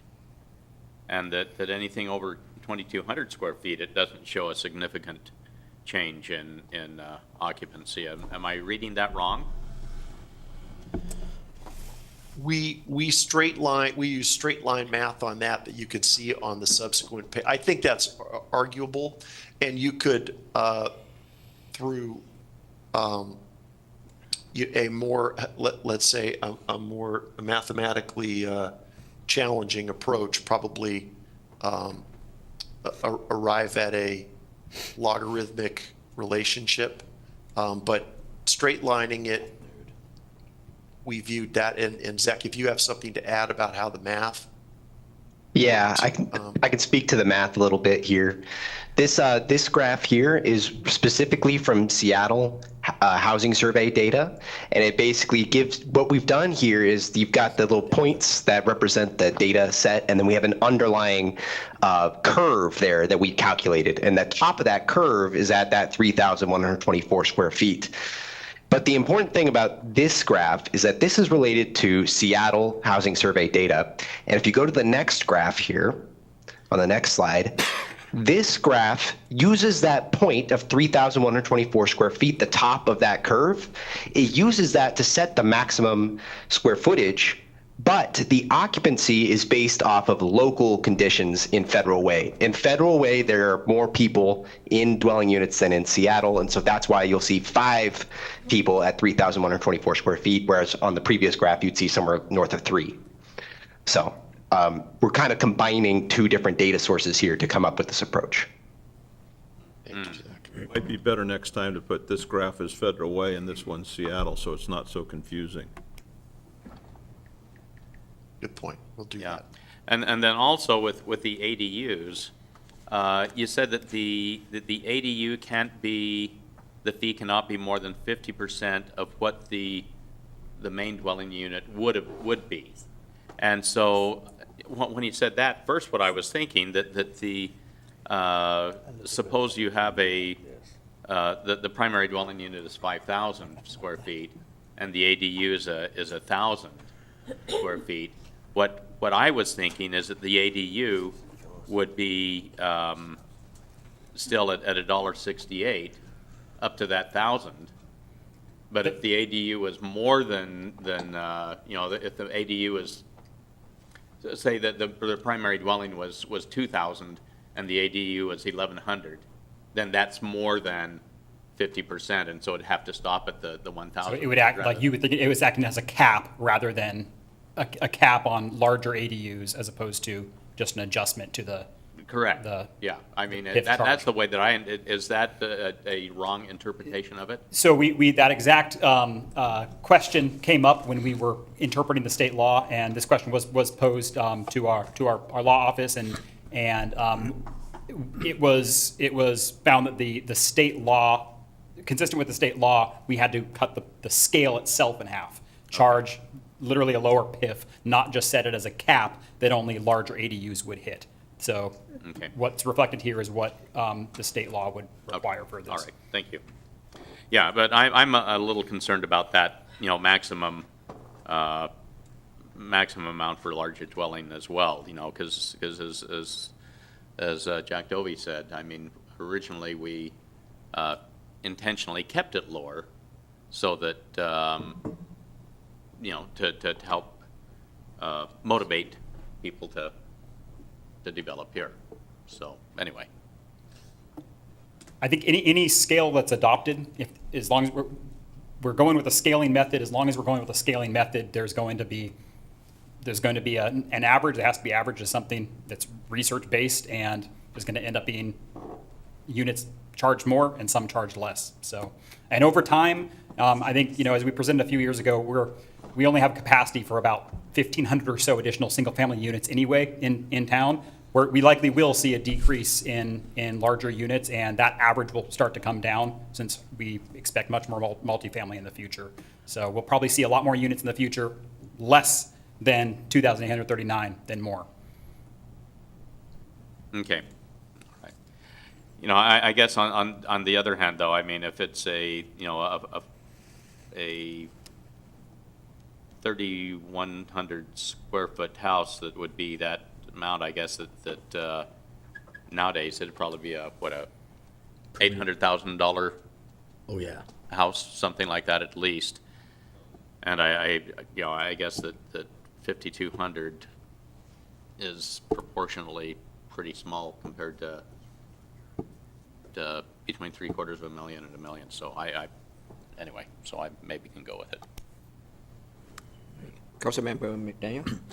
I got a couple questions. First one is, how many permits is this going to affect in the average year? If we look at 20, I don't need an actual number, just a ballpark, like how many different dwelling units are going to be hit with this? If we use 24, maybe this year's guesstimating. It would be charged to all new residential dwelling units. So over the next 20 years, if we're looking at our 20-year growth target, that's 11,000 housing units, maybe a little under that since some of those have already come in. So you can then, that'd be what, 500 per year, but it varies significantly year by year. But yeah, it's all residential dwelling units. Do we know what this brought in last year for revenue? Not specifically 2024, but since it was adopted in 2023 through the end of 2024, so a year and a half, it had brought in about 60,000. And the reason that's so low is because a significant number of permits that we saw for that first year in particular were vested before the park impact fee was adopted, so we couldn't charge it. As we go forward, most of our future permits are going to get that park impact fee. It's just been low at the front end because of the vesting language that we built into the code. If you were to guess, that 60K would have been what if they would not been grandfathered in? Double that, triple that? I don't know. If it's been like 500 units a year, then that's 500 times 2,200. So 200, is that 200? Yeah, it's hard to do math at the podium, but 2,200 times 500, per year, it gives you a ballpark. Yeah, I got you on that one for the ballpark. And then my last one is actually hypothetical, so I can understand how this works out. This is one of those more confusing ones, not as bad as the MFTs or whatever those were, but this one here, if a developer came in and they decided they were going to do, let's say, a mini community of tiny homes, which is kind of what the future looks like right now. And they have 10 homes that roughly are in 1,000 or 600 for this one. Each single unit would then be, or each single dwelling unit would be charged the $1,045 for the park fee?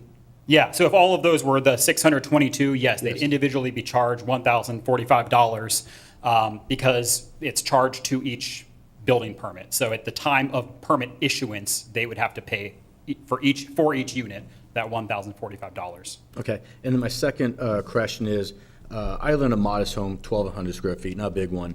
I'm looking at maybe putting ADU for a family member on that. If I was to do that one, then this is what I'm trying to understand, the half. So is it the ADU, let's say it's the 622 again.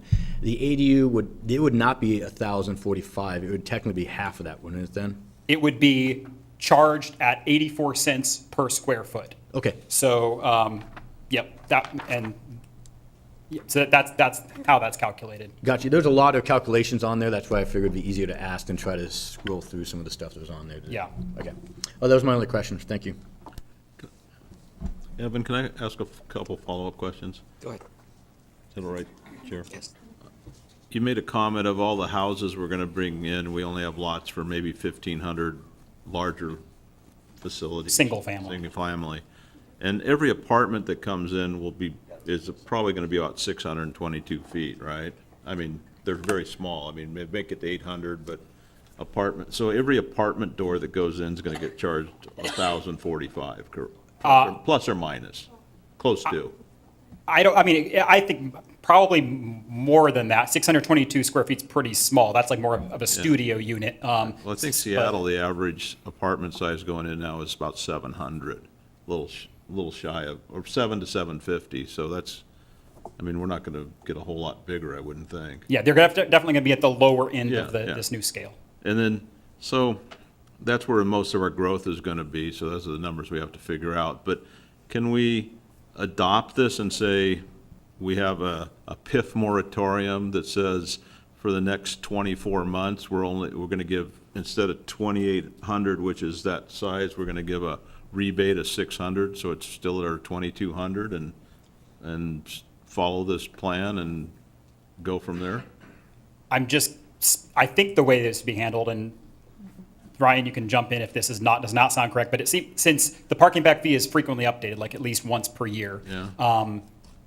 It would seem the council could just adopt a park impact fee of 0 for a certain period of time in the fee schedule, and then just add it back when, I mean, if it wanted a moratorium, like for instance, in our park impact fee code, when it was adopted, council wanted the moratorium in our code on charging a park impact fee until the end of 2029 on any commercial development. So if you wanted something like that, you could adopt it in code itself as well. You know, I just think we got the state law, we gotta go by it and do the thing. I just think it's the wrong time to tell people that we're gonna raise the impact fee. We just started it for the first time in our city's history, last year?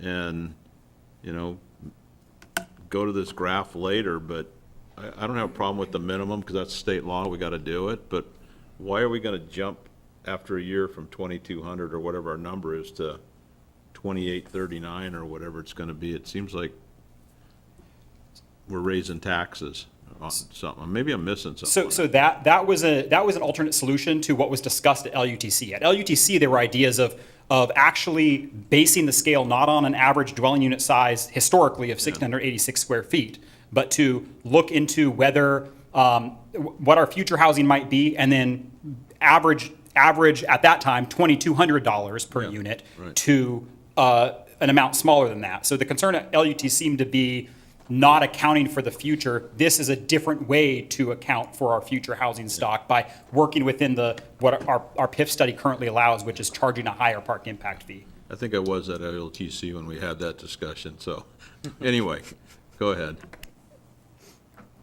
Do you want me to weigh in? So just to remind the council, Keith Niven, Community Development Director. So, you know, part of what we did when we adopted the park impact fee was we reduced the amount of open space we were going to require per each development. So there was a quid pro quo. And I get the optics of this look like we set it at 2,200, and all of a sudden it's 2,800, and the optics look bad. But remember that that's an average, and you know the expectation is units are going to get smaller. If the council is concerned, or if the committee is concerned that this looks like a grab, I get that, and maybe something to give back or to take off would be the suggestion that this gets adjusted by inflation every year. So you guys could get rid of that piece, leave the scalable piece of this, because this is what we need to do to be consistent with state statute. But if you want to get rid of the increase by consumer index, part of it annually starting in 2027, that part you can clearly peel back if you want to. Just if you're looking for something that looks like you pushed it down some. Is that the consumer index, or is it the Seattle? Because they talked about it as Seattle index. It's the engineering news record cost index for the Seattle area. I think it's more than just Seattle, city of Seattle. It might, John or Zach, do you know if that's the Seattle metro area for the engineering news record? Yeah, it is the Seattle area. It's part of a 20-city average, and it's just Seattle's part of that. Yeah. Okay, so it says Seattle, but it's actually not just. Okay, gotcha. The region. Just one more question. One more question. I heard Keith say that we really don't have any choice. This is state law. We have to do it this way, right? What we have to adopt is a method that Yeah, that charges the but PIF proportionate to the impact of development. I guess what I'm hearing you say, it doesn't matter if we want to make it 2,200. If that was the will of the council, we don't really have any choice. This is a state mandate that we have to follow. Council could change the scale so that the average dwelling unit size is equivalent to 2,200 or any other amount. It could set it. It just wouldn't be based on data. That part still would be based on data. We could, at LUTC, we had two different options at that point. One was this exact scale you see here, where the historically average dwelling unit size equals 2,200, equal to our currently adopted PIF, and this. So that other option would still be consistent with state law. It's still a scale proportionate with the impact of development. It's just based on a lower park impact fee than we could charge, which is $28.39. I have a correct. You just lost me on that one, but. I went deep. Is there a fee that we could maybe reduce in another area that would maybe make that more appealing? If this becomes that big of an issue, is there any other potential fees that could be, discounted or, waived for construction in the future that may bring, what is $400, $600 difference is what we're looking at right now? Can I make a good, I mean, back when we first adopted the park impact fee, it was basically the same time that the school impact fee was being reduced by 20,000. And so This was after we reduced it to zero a couple of years later. Not that long, though. I mean, just shortly after. But anyway, I don't know whether there was another question to answer. But earlier, Paul had asked, how much it would have, if things hadn't been grandfathered in, how much it would have collected. Mm-hmm. And I guess that the one way to look at it is last year, how many units of building permits were there last year in 2024? We'd have to go look up that number. I don't have that on hand. But we could get that pretty easily from our Yeah, permit I mean, system. did you have a rough estimate? He's getting his work out today. Keith knows everything.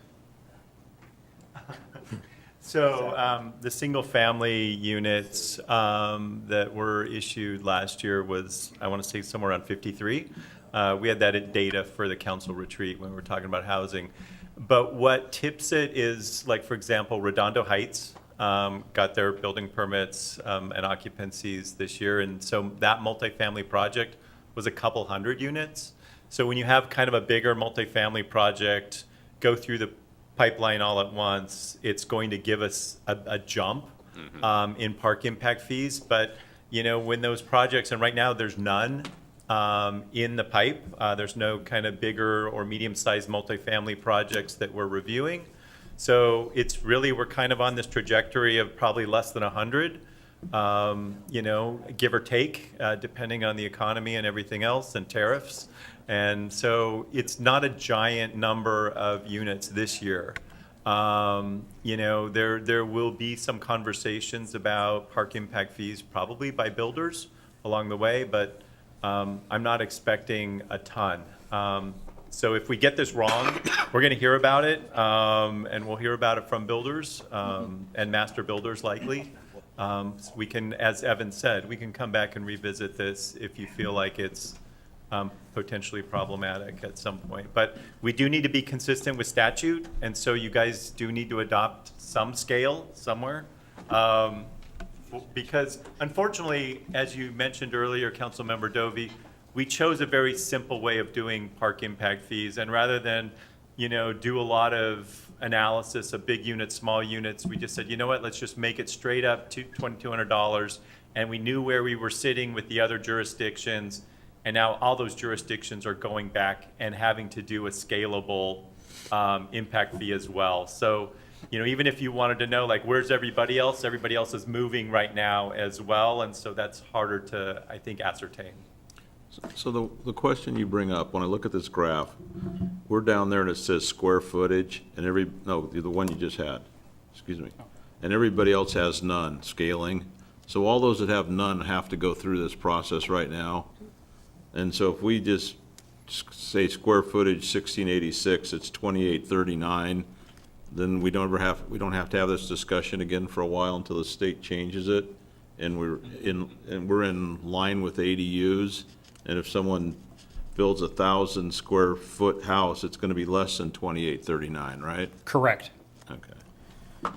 You know, personally, by looking at this number right here, knowing that we are the lowest in the region at 2839, I have no issue with it. I'm willing to support this.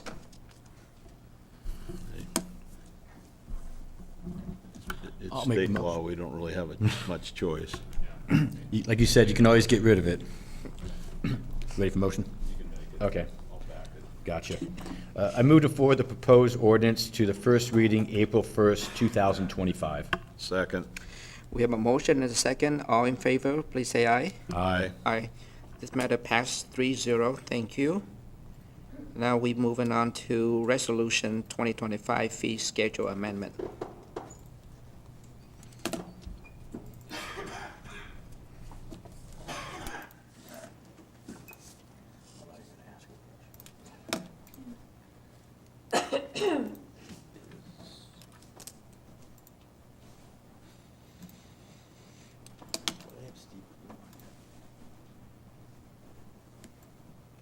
All right, good evening, council. This is the fee schedule amendment resolution. Policy question is, should the city council approve the amendment to the 2025 fee schedule and repeal the fee schedule adopted in resolution 24-864? The park impact fee amendments in this resolution adds a park impact fee per square foot of dwelling unit, sets a minimum and maximum park impact fee. It also shows separate ADU, accessory dwelling unit park impact fees consistent with state law, and that requirement being that ADUs are limited to 50% of the park impact fee charged the primary dwelling unit. Since we were amending Section 13, we also use that as an opportunity to correct some redundancies and an inaccuracy found in the school impact fee section. There was no change to the school impact fee itself, which is still 0, but some of the categories were inconsistent and incorrect and redundant. So those were fixed in that same section. And the mayor's recommendation is to approve this resolution. Any questions? No questions? All right. Go ahead. Okay. I gotta pull it back up. I move to forward the proposed resolution to the April 1st, 2025 consent agenda for approval. Second. We have a motion and a second. All in favor, please say aye. Aye. Aye. This matter passed 3-0. Thank you. Okay, we moving on to item G, tree service request for bids. Good evening, Council, Council President. George Richard, your Parks and Facilities Manager. Tonight, I have a question in front of you regarding authorization to go out to bid for tree services. And the policy question is, should the City Council authorize staff to request bids for tree services maintenance? A little background on this. The city requires the use of an ISA certified tree service contractor to help manage its over 600 acres of parks and 400 acres of open space. This service is critical in helping to assess, mitigate, and remove any hazardous trees that may pose a threat to the public. The current contract was amended and will terminate July 31st, 2025. This RFP begins the process to selecting a contractor for the City of Federal Way to enter into a new contract which will run through 2028. The cost to the city for the certified tree service was included within the approved budget under the Parks Department and Public Works Department budgets. In accordance with the approved budget, this item was funded by Parks and Public Works General Funds. Upon completion of the proposed 3-year term, future costs for tree services will be due to ongoing costs associated with operations and maintenance. The two options before you are authorize staff to request bids for tree services maintenance, or do not authorize and provide direction to staff. Mayor's recommendation is option 1. With that, I open it up to any questions. Thank you.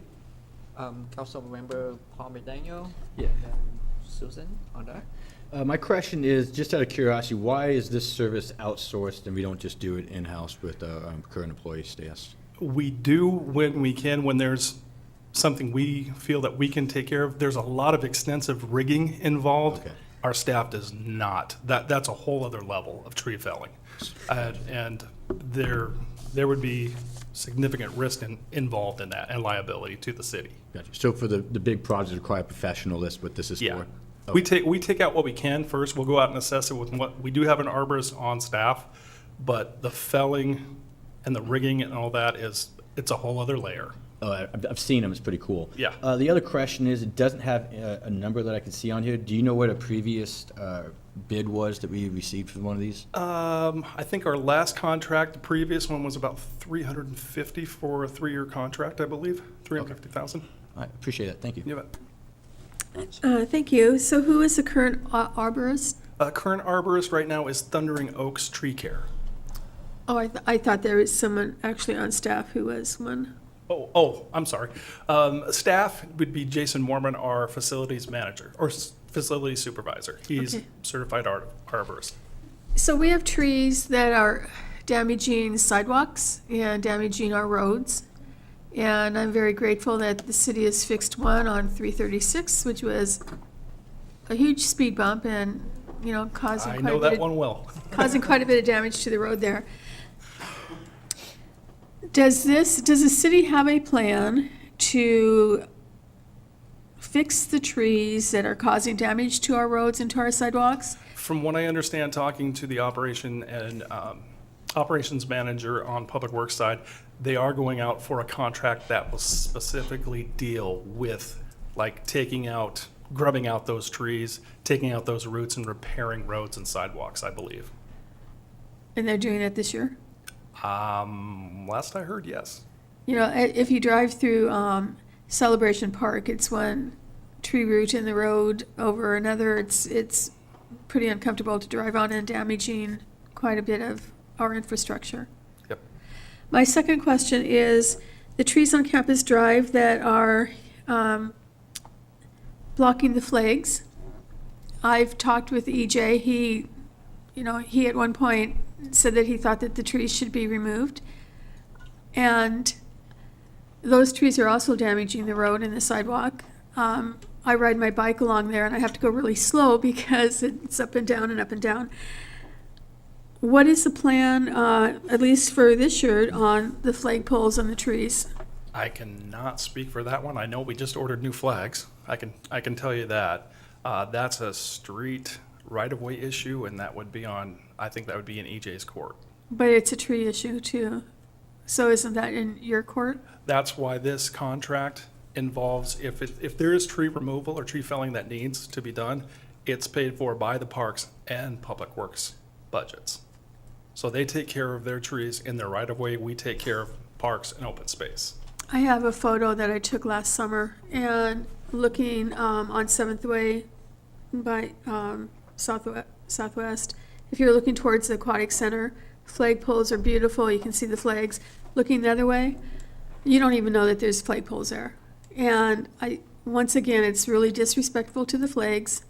Our veterans are upset about it. Our citizens are upset about it. And at one point, we're going to have to address this. The sooner we address it, the better, because those trees are damaging the road and they are damaging the sidewalk. Not just that they're blocking the flags, but they are causing an issue with the road. I agree. Thank you. Any other questions?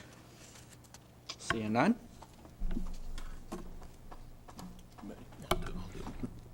I move to forward the proposed request to solicit bids for tree service maintenance to the April 1st, 2025 consent agenda for approval. I'll second that. We have the motion and a second. All in favor, please say aye. Aye. Aye. Matter passed 3-0. Thank you. Thank you very much. Okay, item H, approval to hire FTE Capital Project Manager funded by King County Park Levy. Good evening, Chair and Council President. I come to you tonight with a request to fill a position, and that is the project manager position. Parks will pay for this. It will have no impact whatsoever on the general fund. Parks will pay for this out of the King County levy. This is a position we have needed for many, many years, and our staff is basically drowning in the amount of projects we have to do.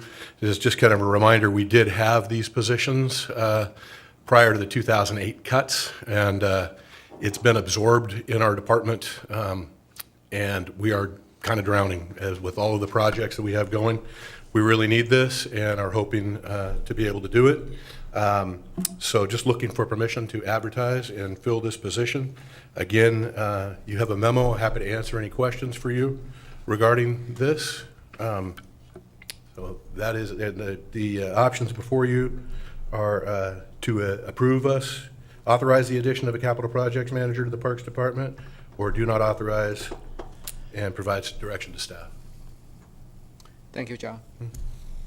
Councilmember Paul McDaniel.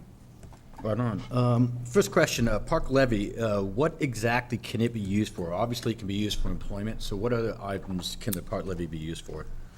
This can be used for a myriad of things. It was, this particular one that we're in right now has very few restrictions on it as long as it's used in parks. It can't be used outside of parks and park projects. So we're very fortunate. The previous levy was very restrictive to paths and trails only. So we're very cautious with how that was spent because we had to follow the rules tightly. This one allows for many purchases, including staff. That's why we're jumping on this, because we need this position badly. Gotcha. The next question is, what kind of projects are we looking at? You mentioned projects, but do you have some details of what projects those might be?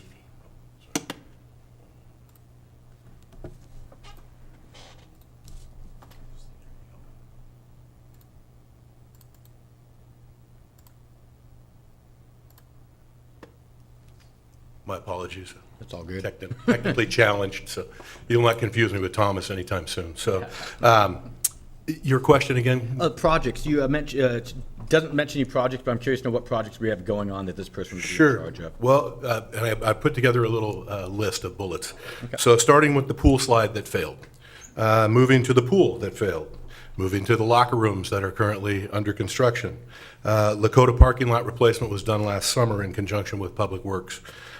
Trail repairs at the new Kana Park, and the entire system. We have, as Councilmember Honda just mentioned, root damage in parks is severe as well as it is in the right-of-way. So upheaval of our trails. In fact, one of our council members sitting here tonight was injured by one of those trails that jumped up and bit him. So that was not good. We had to get that fixed. So new maintenance,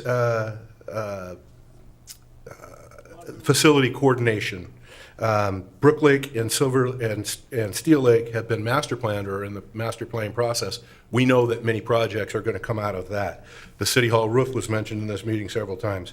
Playground replacements, turf replacement, track replacements, DBC improvements that were talked about at the council retreat, EV charging units being placed over at the community center, Hanrui Garden. All of these are massive projects. Cell towers, things you never think about, and we would rather not think about, but there are cell towers throughout the city, and many of them are located in parks. That's a major project that lands on parks, where we have to go out and work with their contractors. Even if it's just meeting with them, preparing the contract, that stuff all takes a lot of time. And in this building, was talked about this evening, I believe, is the crack units that cool our servers. Those are all park and facilities maintenance projects, and that's just a list that Jason and I put together in about 3 minutes off the top of our head. Gotcha. My next question is going to be, if this is so important, why, just out of curiosity, why wasn't this part of the budget, this request? We felt that we have been planning to use the levy for this. We didn't feel that the budget was going to be able to support it in the general fund this year, but we need it now, and since we have a funding source that won't negatively impact the general fund, we thought this was the perfect way to go. Okay. It's been a known, this has been a known problem for the last 15 plus years, because we lost those 2 employees along with admin help, along with maintenance workers, back in the 2008 cuts. So we've been short these people for a long time. Gotcha. I guess my big concern on this one is I've looked at the rest of the finance report, and it's not pretty, so my concern is hiring somebody with our current revenue stream, so thank you, though. You're welcome. I hope that funding it with the levy for at least this biennium, the rest of the biennium, will will assuage that word. Does the levy cover the benefits also? Yes, So it's the whole package? the whole package. Gotcha. How long does the levy run?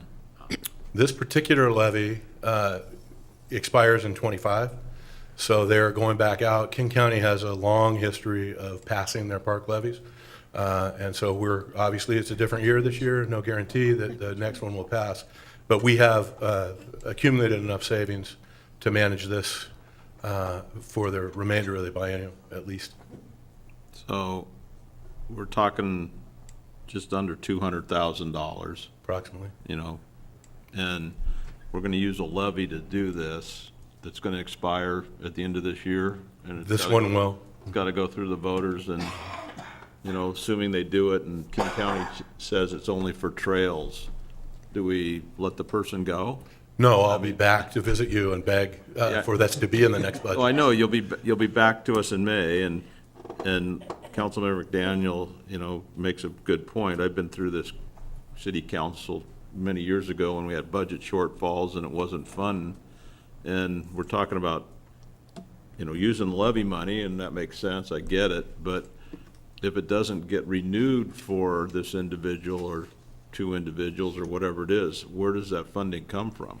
Well, one of the duties of this person will be we are expecting to get a very highly qualified person for this position, You should, yeah. including someone who writes grants, that hopefully some of the grants, but Public Works has been brilliant over the years of finding grants to help pay for Yeah. portion or all of the staff members. Yeah, we do that with swim money, Yes. right? Well, swim and others, I there's mean, others. swim covers a bunch of people that you can do because of the levies and things like that, that's off budget. But I guess my question is,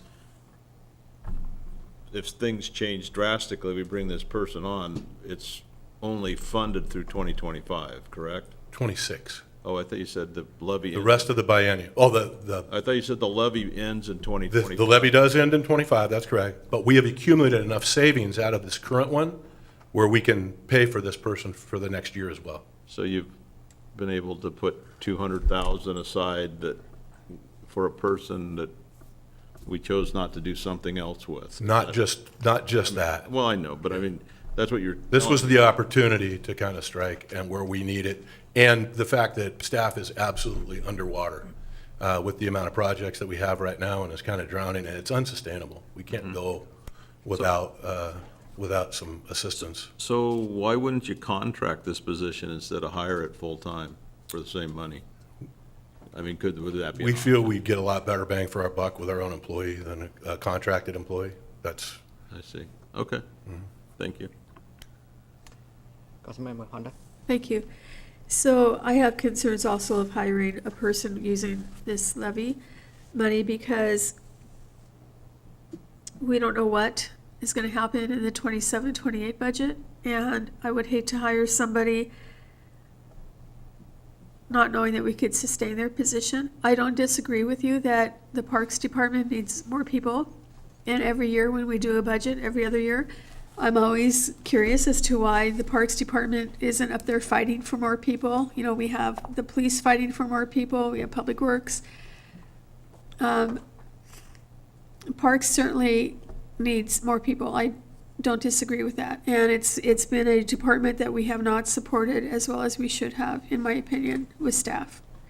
But I am concerned about using this money for a position that we don't know what will happen in the future. And we don't know that we would have the funding to keep this position in the future. So I'm concerned about that. What is the, how much money do we have in the budget, in this budget? In the levy? Yes. We ran that budget today. We have $1,310,000. And do we have to have it all spent by the end of the levy No, so we can save it? yes. So what else are you planning on using the levy money for this year? That list of projects those are all kind of waiting to be done, and we just do not have the bandwidth currently with our current staff to get some of these underway. And some are becoming very important. So the pool slide, I thought we just replaced. Pool slide's done. Oh, okay. That was illustrating that, but some of the others, that I listed are ongoing and coming. Track replacement the turf replacement at Sacagawea for one. Are we asking the schools to put in money for that too? Yes, we absolutely are. And are they responding positively? It's been a while since we talked. You know, and we've talked about this for years, that the school district uses those parks for their PE programs. And we've asked for years that they put in funding, half and half. And I remember when Councilmember Duclos sat down there and she said, well, we'll just put a fence up and not let them use Lakota. We If almost they- built a wall. Yeah. You know, if they don't participate, because it's their students who are using the track. We don't have track programs, the school district does.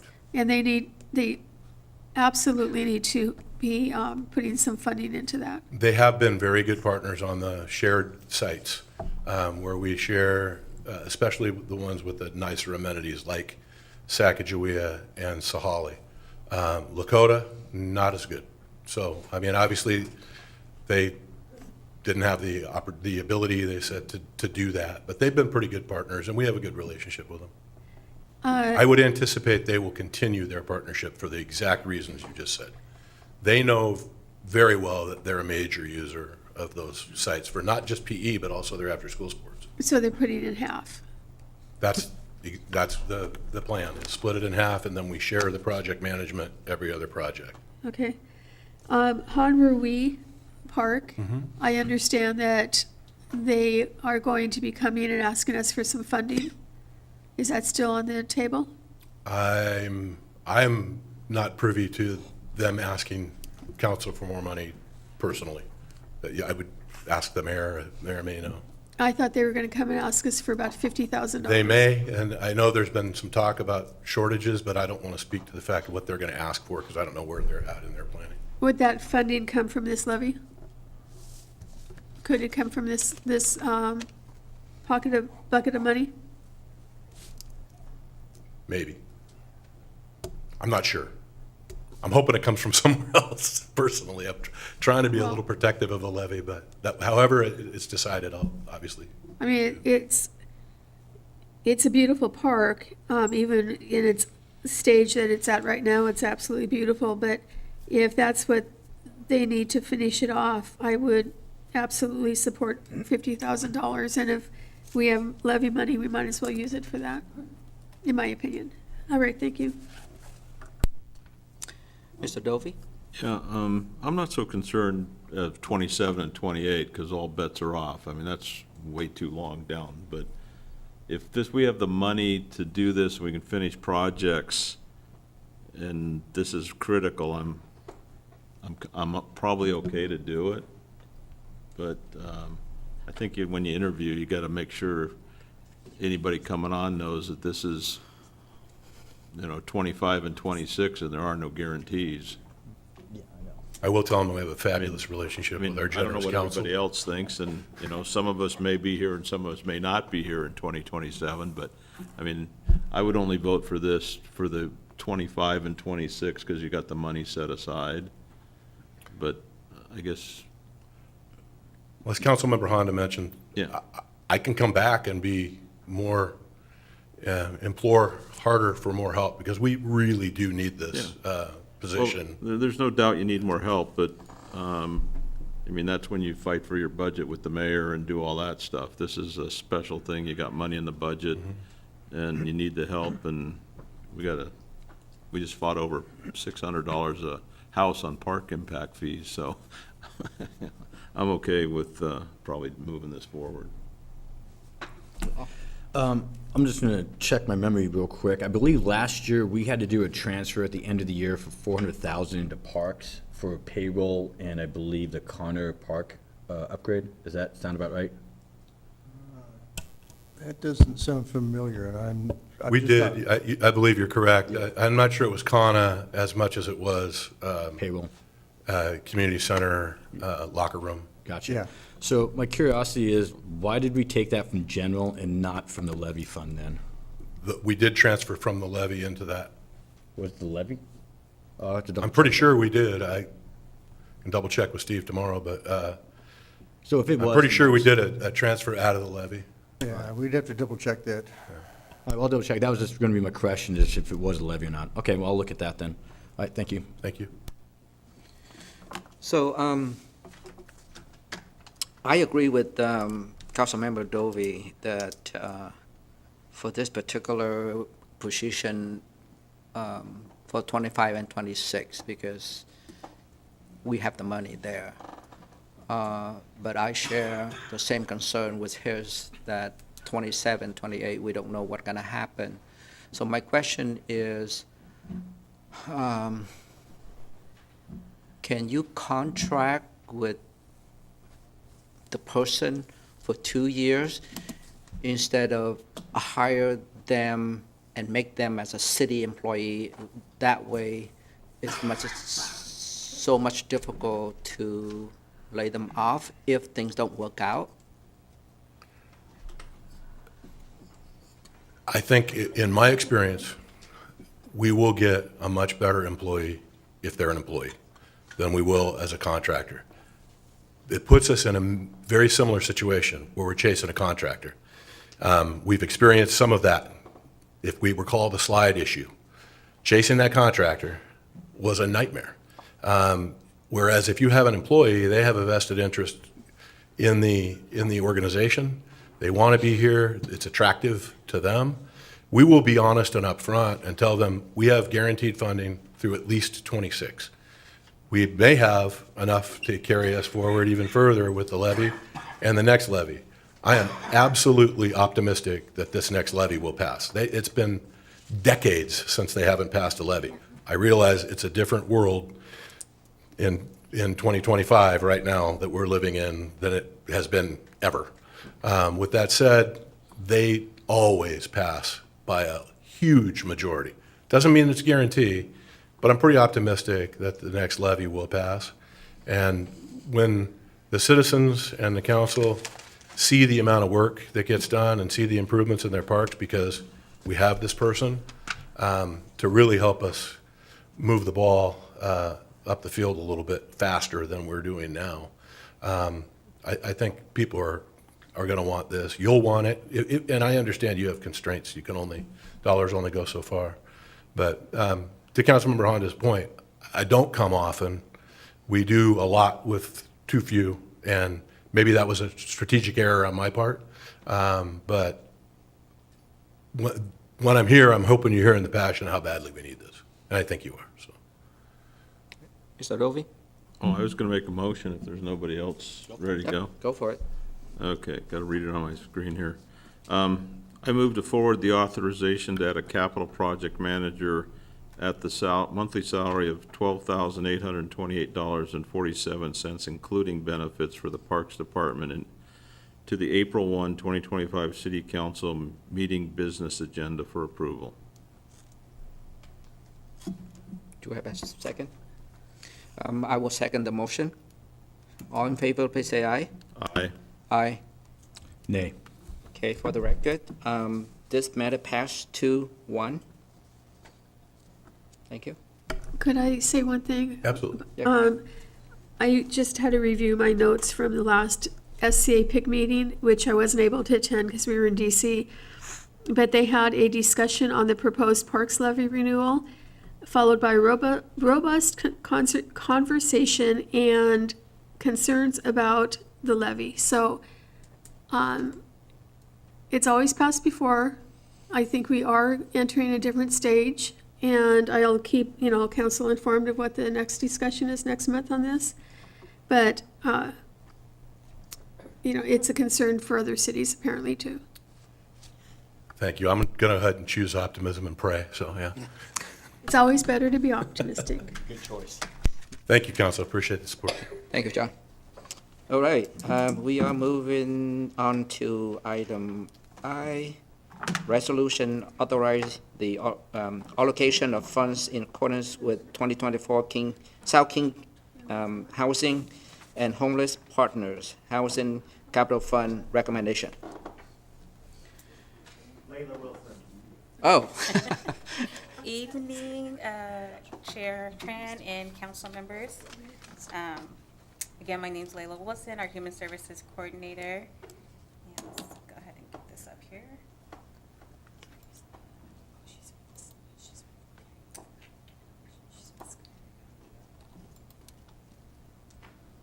And with us this evening, I have Claire Vanessa Goodwin, Executive Manager of our SKIP, South King Housing and Homeless Partners, and she will be presenting for us. I'll just give a quick policy question that we have for this evening is, should the City Council approve the use of SKIP pooled funds for the 2 identified projects selected in 2024? And again, Claire is going to be making that presentation for you guys this evening. Thank you, Layla. So good evening, Chair and members of the committee, Council President and council members. For the record, my name is Claire Goodwin. I am the Executive Manager for the South King Housing and Homelessness Partners, or SKIP for short, and I am excited to present to you this evening the 2024 recommendation from the SKIP Executive Board's use of funds for the Housing Capital Fund. So this is an annual process, and you may recall a similar presentation last year at this time from me. This is a formality per our interlocal agreement requirements. Your council has already contributed funds to SKIP, so this is our report back to you and request to approve the use of those pooled funds. So I'll be reporting that this evening.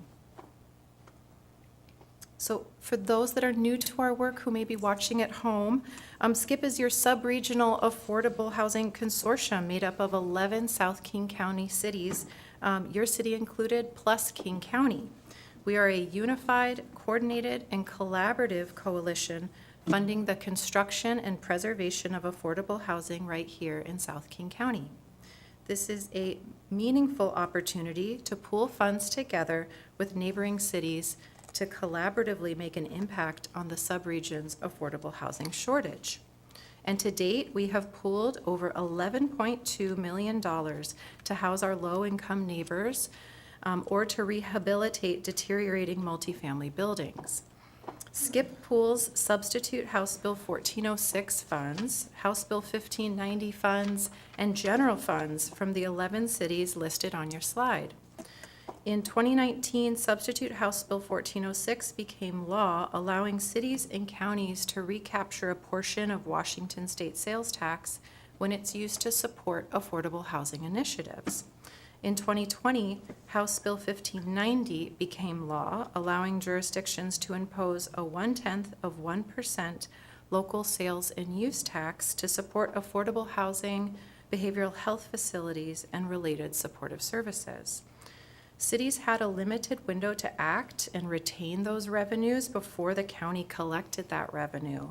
Only 4 South King County cities collect it. Yours, unfortunately, does not. However, you're hearing about it tonight because we do pool those funds from the other cities for the Housing Capital Fund in addition to the substitute House Bill 1406 funds and any general fund contributions that those cities would like to make. And as mentioned in the introduction, use of these pooled funds requires approval from each participating city council. Even though you've already contributed these funds to SKIP, your council will need to authorize the allocation of those funds to specific projects. This approach allows multiple cities to pool their funds for projects across South King County to maximize the creation of affordable housing overall and in each city. So 6 projects applied for SKIP funding throughout South King County. The SKIP Advisory Board reviewed and made recommendations to the SKIP Executive Board to fund 4 of the 6 projects. The 2 remaining projects were both located in the city of Renton, and both were eligible to use House Bill 1590 funds, which the city of Renton collects but does not pool with SKIP.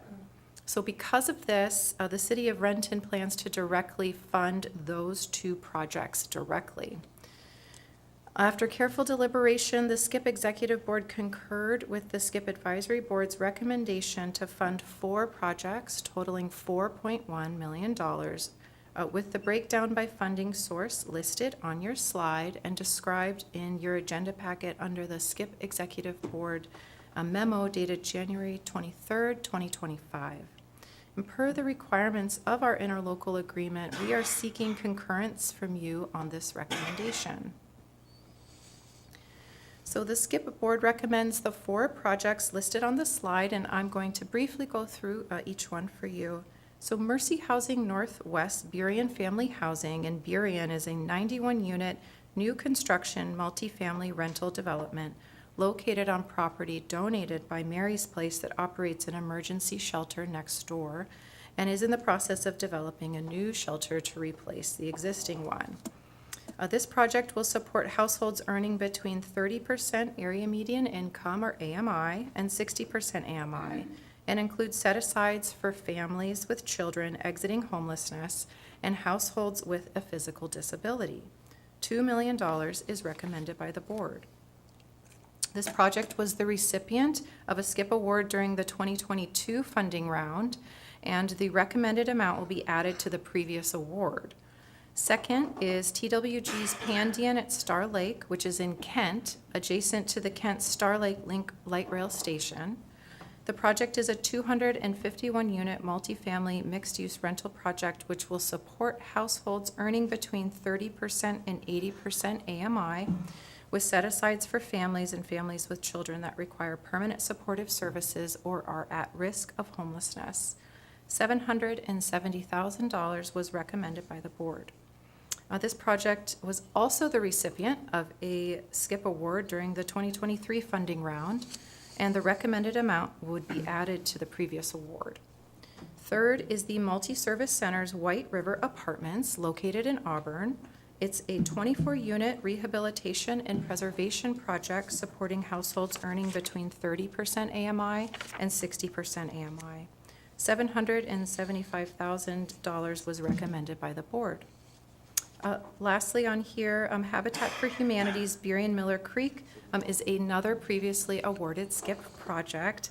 It's a 40-unit affordable homeownership project in Burien, with 20 units being sold to households earning an average of 50% AMI and 20 units supporting households up to 80% AMI.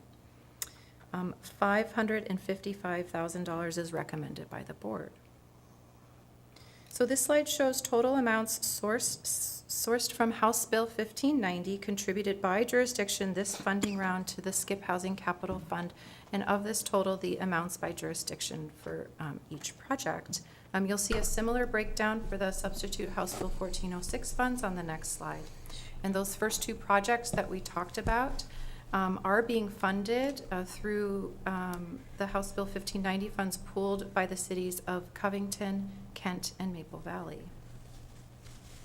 So this slide shows total amounts sourced from substitute House Bill 1406 contributed by jurisdiction this funding round to the SCIP Housing Capital Fund, and of this total, the amounts by jurisdiction to the rehabilitation project in Auburn and the home ownership project in Burien. You will also see the unallocated amount by jurisdiction to be used in future funding years and the amount that was carried over from 2023. So I am seeking authorization from City Council to allocate the amount listed for this project under your city in alignment with the Executive Board's recommendation.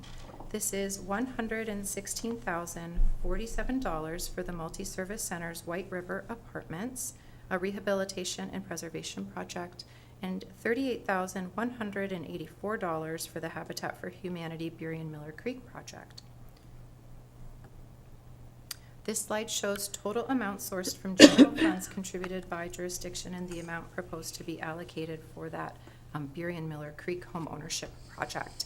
CTAC was the only jurisdiction to contribute unrestricted general funds, but we're always open to others contributing that as well to the Housing Capital Fund. So in conclusion, I'm seeking your support to authorize the allocation of $154,231 from the city's contribution to the SCIP Housing Capital Fund to finance the affordable housing projects we talked about this evening per our interlocal agreement requirements. And with that, I would be happy to take any questions you may have. Thank you. Thank you for your presentation. Councilmember Paul McDaniel. I'll start with somebody else. I've gone first too many times. Okay. Councilmember Dovey then. The question I have, I'm not opposed to doing this, but I've never, in all of my years, ever seen a project in Federal Way, have I? No, so. Why is that? Yeah, so this is the third funding round. So we're still relatively new, though every year we do have more and more geographic diversity. So this year Auburn has a project. Last year Des Moines was new, Kent and Burien also, and then Renton had projects apply. We haven't received an application for Federal Way. However, you may be aware that the Sound Transit surplus property project is forthcoming. And Right. depending on if that project meets the criteria, we would highly encourage whoever wins that award to apply to the SCIP fund. So I guess my question is, nobody's asked or has a project that's come before the board? Is that kind of what you're telling me? Yeah, we haven't had any developers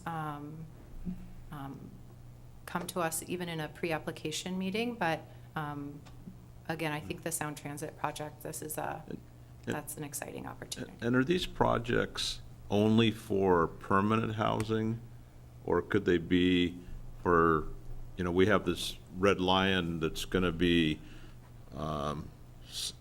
not permanent, but for people to stay overnight? I mean, do those type of projects qualify? Or does it have to be permanent in an apartment or that you have to live there? Yeah, so currently, the SCIP board is focused on permanent housing, either through Right. home ownership. But is that the mandate, or could it be something other? So the funds have restrictions on them.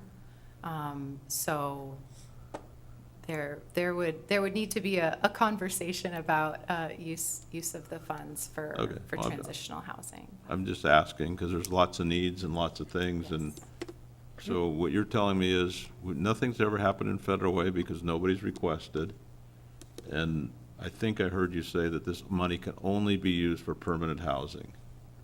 Currently. Okay. Currently, that's like a open door that it could change? I mean, I don't want to put words in your mouth, but I'm just asking the question. I don't know that there's an appetite across the 11 jurisdictions. And are we required every year to contribute this money if we decide it doesn't meet the needs of Federal Way? Do we have to continue to contribute So by for law? For the Housing Capital Fund, the coalition has said that for folks to be a part of SCIP, they really do want everyone to Right. bring funding to the table for the Right, Housing I Capital. get that, but if we had a need in Federal Way and it didn't fit SCIP and we put in 300,000 so far and we decide that it's better to use the money at the Red Lion, I mean, are we bound to give you money? No, you are not. So we could reallocate our money through other sources to something else if we decided to do that. Yep. Okay, thank you. Councilmember Honda? Thank you. So Renton are they a member of SCIP? Yes. But they don't contribute all of the funding that the other cities do? So Renton contributes the same source that the City of Federal Way does, those substitute House Bill 1406 funds. They contribute 100% of that. But they are one of those 4 cities that took quick action before the county did in order to retain that 0.1% sales and use tax. They don't pool that fund, those revenues with SCIP. But those 2 projects that applied to SCIP, both were eligible for those funds. So they had the ability to do it and are excited to do it. And so should projects that are eligible for those 1406 funds from Renton come forward, we would consider those. So if Federal Way would get a project, would we be considered higher on the list since we have not had a project? So geographic diversity is a high priority for the SCIP board, so it would be depending on the feasibility and how far along the project is. I think that is a big consideration for the board, because the goal really is to have a project in every member city. So can you tell me so I was on when Skip was being formed, I was there. Currently, who is representing Federal Way on the Skip board? Yeah, the city administrator, Brian Davis.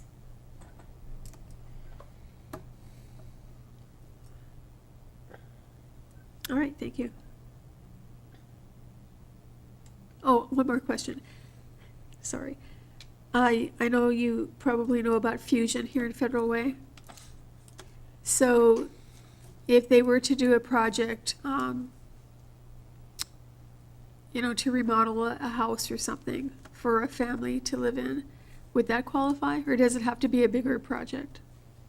Yeah, so we don't rehabilitate single family. Okay. It's multifamily. All right, that makes sense. Thank you. Council President, Thank you, Chair. So the Redondo Housing Project, the Redondo Workforce Housing that just opened, was from a total of different funding sources, and it's being run by the Multi-Service Center.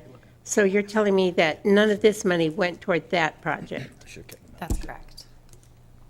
So why weren't they part of this? Because I suppose they didn't apply, maybe they didn't know about it.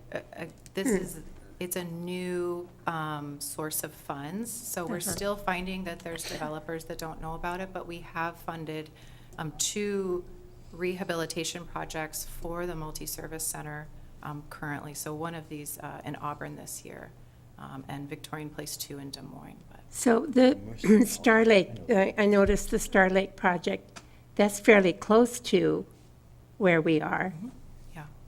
Okay, so I guess my question really is, since you're showing me that, or showing us that the White River Apartments and the Habitat for Humanity's Burien Miller Creek project were supported by money from the City of Federal Way, does that mean that our citizens can only go to those 2 projects? No. So those projects are open to qualified lower income residents. And So if we, thank you. So if we have several projects that will be around the parking garage, the Sound Transit garage, that will be low income. So there really isn't a lot of money here, but it's a portion of some money that we would need to remind some developer to apply with you? Is that, how do they know to apply with you? Yeah, good question. So for example, for the Sound Transit project forthcoming, I attended the open house and announced to all the developers that were showing interest that skip funds are here, and we have some requirements. So if folks were going to be pursuing a project at that 60% AMI level, that we would hope that they would look at these funds to help with their capital stack. That's one example of specifically here in Federal Way how I was trying to get the word out. And it's in conversations with developers in general, but also these are good opportunities presenting at city councils to remind council members when you have conversations with developers to remind them that this fund is here. Okay, so these are multiple developers that are accessing funds from this tax, correct? So through this bill. So the developers apply to us. We pool all the funds from the 11 cities. And so we provide, this year we had 3 sources of funds available. One was the unrestricted, so we could have funded, I think we still maintain the 60% AMI for that, but the $1,406 that your funds are pooled with, the requirement is just up to 60% AMI, and then those $1,590 have stricter requirements. Okay, so I'm trying to understand why Renton would have hurried up and maintained their portion of the tax. I mean, because it's not a lot of money. I mean, what did they think they were going to do with that? So it's, those funds are pretty substantial, actually. Let me go back and show you this slide, for this. Here we go. So Renton is, I think, similar to Kent in terms of how much they bring in every year. 2 million. I don't know for a fact, but I think it's comparable. But City of Kent is bringing in about $2 million. And this is just 60% of the total that they're retaining. And so the requirement in the RCW is that 60% of those funds go towards capital. And the rest needs to be used for operations and other things. But so the RCW says that the funds have to be used for capital, 60% of it. And so what you're seeing is City of Kent's 60% of their total. So it is quite a lot of money. And King County uses these funds from the other cities that didn't take action soon enough. They use those funds to support the Health Through Housing initiative throughout the county. So, Thank you. Thank you, Chair. So a couple of things. So that 0.1% that goes to the county now, that's irrevocable, right? We can't change our mind with it? yeah, and we've had conversations too to ask, is there a way, that you would be willing to commit, funds for capital construction for some, no, because they have all of those, they have that program allocated out and budgeted for. Okay. And then the other question is Habitat for Humanity was one of these, but I thought that Habitat for Humanity generally did single-family redevelopment and stuff, but you said that this doesn't go for single-family. So this is home ownership, permanent home ownership affordability. So it's through a community land trust model. And so essentially, they're building 40 units in total. So the entire project, we consider 40 units. So that's 40 units all in the same place then? Same location. Same location, okay. All right, okay, thank you. Mr. McDaniel. Thank you. My first question is that you showed 4 different projects that are being funded right now. How many of those 4 projects that are being funded have been previously funded? Is it 1, 2? 3. 3 of them. Okay. Why are 3 projects being refunded again instead of new projects being selected? Good question. So the 3 projects all had issues with costs escalating, including higher interest rates and due to inflation. And so, for example, Burien Miller Creek, the homeownership project, and Burien Family Housing, both of these were projects from our very first funding round. So that was from 2022, and we came here in 2023 to tell you about them. But during that time, the project has been sitting there trying to get their funding together, make sure that they have all the funding in place before they start construction. And so it's been about 2 years now because these projects take so long to go from design and engineering to final construction. It's just unfortunately the nature of affordable housing. Okay. So if I understand you correctly, you guys will fund projects that do not actually exist yet.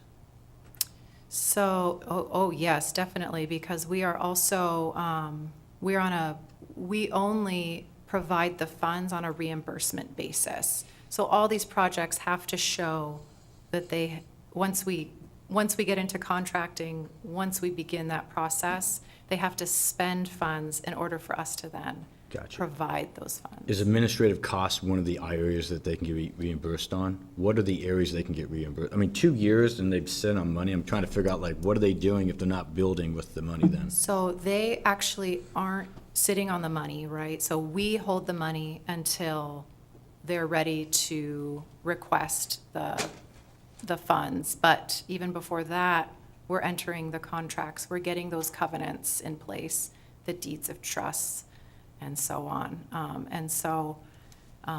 We are actually holding the funds until they request them. Gotcha. And they have 3 years to claim the funds from the initial time when you approved the use of those funds. And so that gives us a little, fallback should a project Not happen? not happen. Gotcha. So of these 4, are any of them started? Actual construction, building out, and receiving funds? Yes, so Habitat for Humanity, Burien Miller Creek, we actually just closed on that 2 weeks ago from our first award from 2022 that you approved the use of funds for back in 2023. So that one is under construction, and Skip organized an affordable housing tour for our board. And that was one of the sites that was visited and was exciting to see progress. And then the other 3, no, we're going to be closing on Burien Family Housing, hopefully in early May, and they hope to move forward with construction shortly thereafter. Okay. And then my last question is another hypothetical. So with this project you guys have going on, if somebody or an organization in Federal decided to buy some property and put up the 6plexes with the new laws and all that stuff, if they had 4 6plexes, that would be an actual opportunity if it fell within you guys' AMI and also had an actual, what's the term you guys use? New construction for home ownership then?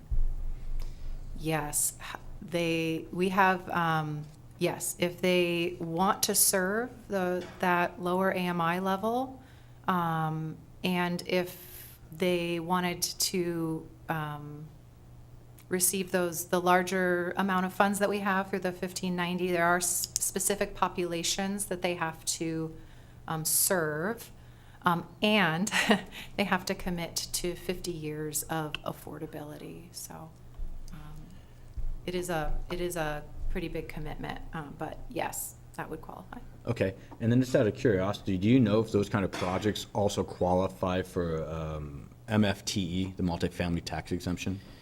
I don't know your city's position on that, or I don't know what policy you've adopted.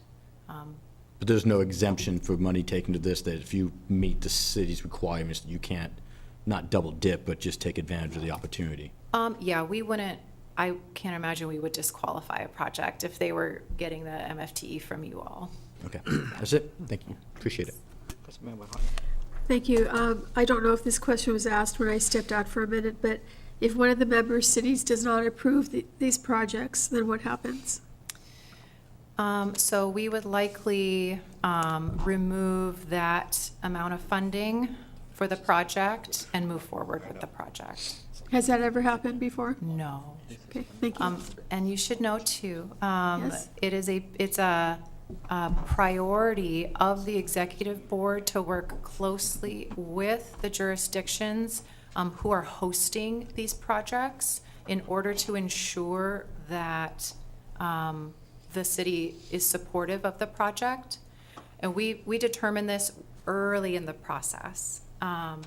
In the pre-application process, we're soliciting that particular city's feedback to ensure that there's no issue with moving the project forward. And if the city says, we don't like this project, we don't want our funds to support it, that project doesn't move forward. So I hope that's helpful to you in terms of feeling like you have autonomy in this. Thank you. Chair, I don't know if Lydia has her hand up or not. Hey, Chair, I'm do. going to be, Oh, she does. I have another commitment, and since I'm not on the committee, you probably won't miss me. But I'm fully confident that Paul and Susan will ask any appropriate questions on the AP vouchers. And I will try to catch up with Steve about the report. So, thank you. Thank you for being here. Lydia does have her hand up. Can I make one comment? Yes, sir. You know, I think that when I look at the project you're doing, like Mercy Housing, which is $58 million, it would be, you know, instead of saying we're giving $2 million, it would put it more in perspective if people knew on your chart that you're putting in $2 million, but you're being matched by $56 million. I mean, it's just a little bit more impactful, because when I look at the projects you're doing, the amount of money you're putting in, although it's significant numbers, is a very small portion of what other people are putting in to make the project go. So, I mean, I think you probably need to brag a little bit more about what your money is being leveraged for on what's actually getting done and how big the projects are. You can help me brag. Thank you. Thank you. I don't see any other questions. Oh, Lydia? Can you hear me? Go ahead, Lydia. Thank you. And thank you, Councilmember Dovey, for your perspective, and thank you, Susan, for recognizing that I had my hand up. But my question is the Mercy Housing Project. I've heard that Mary's Place is closing down for to rebuild. So is this project going to also support Mary's Place then? Because they're adjacent to each other? Yeah, that is the idea. The idea is to provide a pipeline basically from shelter into permanent housing. There will be some shared spaces as well on that campus, but it's a pretty exciting and innovative concept. Yeah, I see. And when is that going to be completed? You know? I think I heard the question, when is it going to be open? Yeah. Yeah, so I want to say, I was just looking at the construction schedule. So construction is anticipated to begin this year, hopefully by May or June. So looks like late summer of next year. Thank you. Yeah. That's all, Lydia? Yes, thank you. All right, thank you. All right. Good. All ready for a motion? Yes. I move to forward the proposed resolution to April 1st, 2025 consent agenda for approval. Second. We have a motion and a second. All in favor, please say aye. Aye. Aye. This matter passes 3-0. Thank you, everybody. Thank you for being here. Thank you, council members. Okay, we are moving on to item J, AP voucher 2/17/25 through 3/15/25, payroll voucher 2/01/25 to 2/28/25. Mr. Groom. Thank you, sir. I will get screen sharing going here.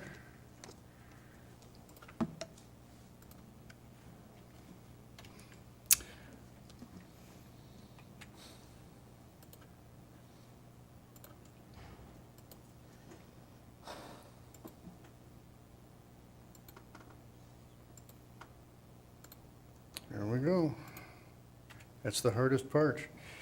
Thank you. As always, we bring you 1 month's worth of accounts payable voucher and payroll vouchers. And one of these days, I'm going to include David Lang, who is joining me now at every meeting. He replaced Chase. For accounts payable and payroll vouchers, we bring you 1 month's worth of each, and the complete listing of all of the checks that are written are in the FedRec packet. They're also posted online again for city council meetings when they're on the consent agenda, which means that the entire checklisting is available for public inspection anytime. Also, all of these items are within the city's adopted budget. Every month, we try to kind of give you a summary of which categories had spending that were over $100,000, so we can compare month to month. Lately, the spending has been dominated by construction projects, and that's because of the maintenance and operation facility that we've been spending on. From month to month, the accounts payable voucher totals and categories are pretty similar from month to month. This month, we saw a new item from election services because that's an annual cost. And in the payroll voucher section, the dollar amount is very typical. 1 month out of every quarter, we see quarterly payroll taxes that'll bump it up. If I could just bring your attention to the maintenance and facility project, I have started listing how much the spending has been every single month. It started off with property acquisition in August, of course, and since then been in the neighborhood of $1.5 million to $2 million. We have $38.7 million unspent. The amount of unspent bond proceeds has been adding to the project itself because of interest that gets dedicated to that. But for the purposes of our monthly spending, our monthly voucher report, I'm just showing how much is typical for that particular project.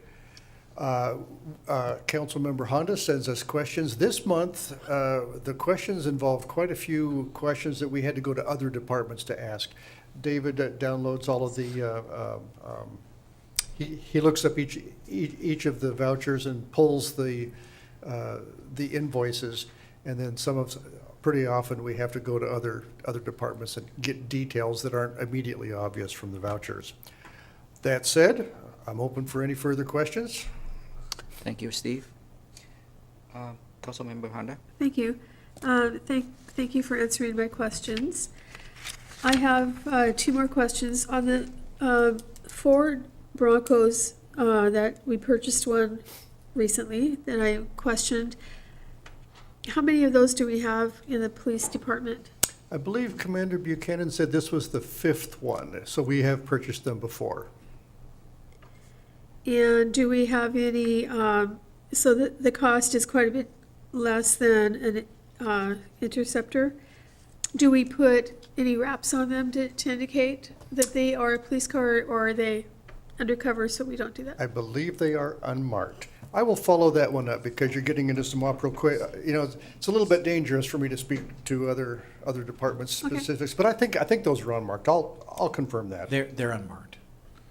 We have no marked Broncos. Okay. And so when an employee leaves the city here, do we pay out on their vacation or sick leave that they haven't used? I'm looking forward to the sound being upgraded in this room. I'm sorry. So when an employee leaves the city, Yes. do we pay out their vacation that they haven't used or their sick leave that they haven't used? And where would that be if we do? Vacation we do, sick I don't believe we do. Except for the police department. The police guild do get some sick leave buyout, but the rest of us do not. And is that just absorbed in the payroll vouchers? It is. It's included in what we pay out to the employees, and we include that in the total, yes. Okay, thank you. Seeing no other questions? Nope. Ready for motion? All right. I move to forward the vouchers to the April 1st, 2025 consent agenda for approval. Second. We have a motion and a second. All in favor, please say aye. Aye. Aye. This matter passed 3-0. Thank you. You have the next one, Steve, monthly financial report for February 2025. Thank you, sir. It's a little bit early still in the year, and as always, some of our figures come in on a 1-month lag, some come in on a 2-month lag.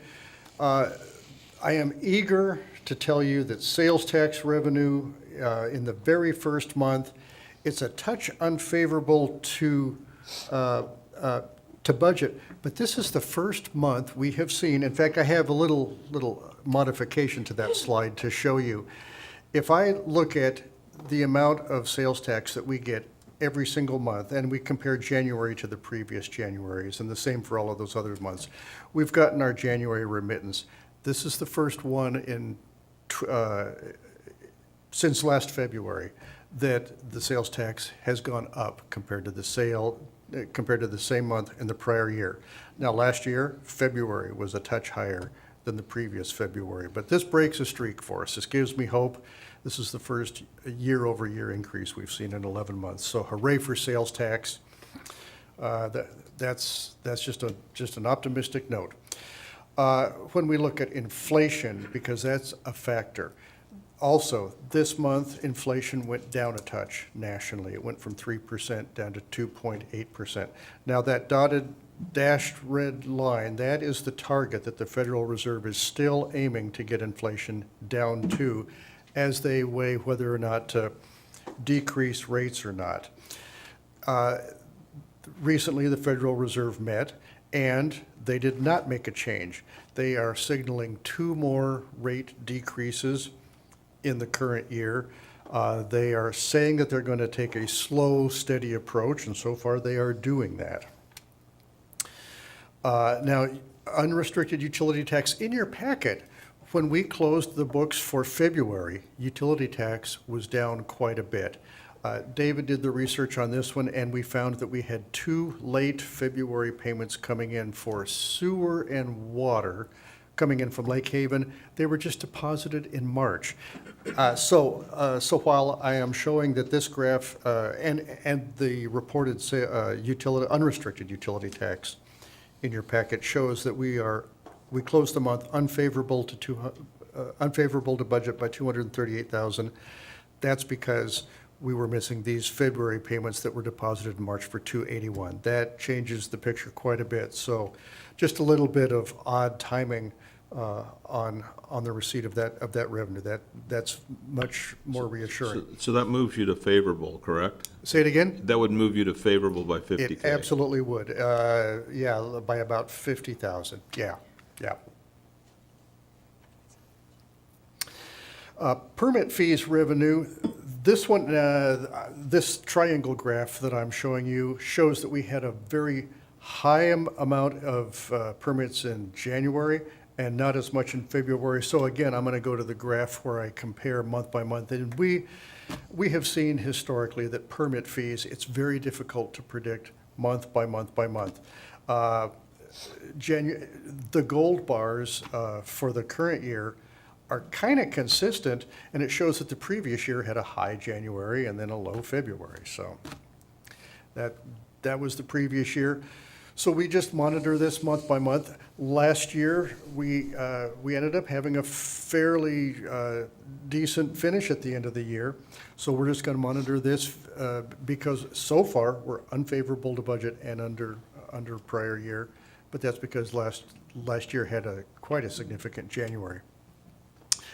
Real estate excise tax. This one, we are slightly unfavorable to budget, slightly under prior year. I don't think I've got, oh, yes, I do. Yes, I do. I've got the month by month. This shows how we are tracking compared to prior year in the months of January and February. We've got the bigger summer months ahead of us. And again, depending on how the mortgage rates fare or if the pent-up demand changes. Back in December, you recall that we had 2 big projects, the apartment complex and the storage facility over in Twin Lakes, that gave us quite a boost in December. So again, we're watching this. And if you recall, we budgeted REIT for what we were hoping would fund the projects we hope to do, and then so we will have to manage the pace of the projects as we watch how REIT comes in. Lodging tax, there's not very much news. Year over year, it's very consistent. We've seen that this, and the scale here is we expect just over 300,000 for the year. So, we're off, under $3,000 compared to budget so far. And then interest, interest is a little bit behind, and I would say that that is because we generally start January and February. We have quite a few cash outflows when we pay things like our interest premiums, I'm sorry, insurance premiums, and election expenses. So we're going to monitor this. It's a week beginning. We are monitoring month by month. I've shared this information with our city administrator and the mayor because this year I think we need to watch our expenses and we would need to watch our revenues to make sure that we course correct as we need to. On the investment side, because rates have remained over 4%, all of the maturities that we have replaced we've been able to purchase at above 4%.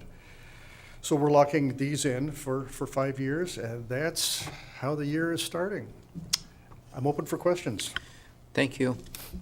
Mr. Dovey? Yeah, it looks like I don't know, I wouldn't say it's a robust start. It's not. But at what point are you going to look at it and say that we need to be thinking about course corrections or, we need to think about how the revenues or look at the budget and make changes? Honestly, I'm talking to Brian Davis twice a month, and we are thinking about it. We are, and as we field things that are discretionary, this colors those decisions. So we're not greenlighting anything that's discretionary because it's just not strong. Okay, thank you.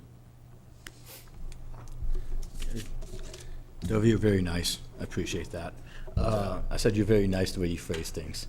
I'm not going to be as nice. I understand you just repeat the numbers that you have. This is not in your control, but one of the things I have a problem with is since I've been on council, every single FEDRAC expenses and transfers out are favorable year-to-date by primarily due to timing of ARPA spending and police officer position vacancies. I see that every single month, and it doesn't really make much sense when I get asked the chief that if we're good on police officers, he's like, we're fully staffed. Yep. Almost every time we ask him, nope, we're good, we're staffed. If we have an opening, we're gonna fill it. So I would like a lot more detail, at least 1 month, on what that actually means. That's a fair question, and we just had 2 collective bargaining agreements. We'll adjust. That we have to pay for. So I think in the current month, I think that description is wrong. I think you're right about that. Yeah. And then the second thing is I'm looking at just general street revenues, and of the 1, 2, 3, 4, 5, 6, 7 different revenue streams, only 2 are positive. The rest are negative.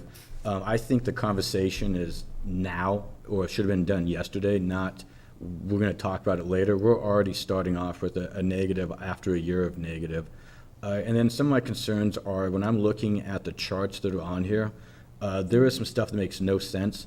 One of them is when I look at the sales tax revenue, January does not have numbers, but February does. Are the February numbers for sales tax actually the January numbers? Page. Yeah, I see it. I see it. I see it. I see it.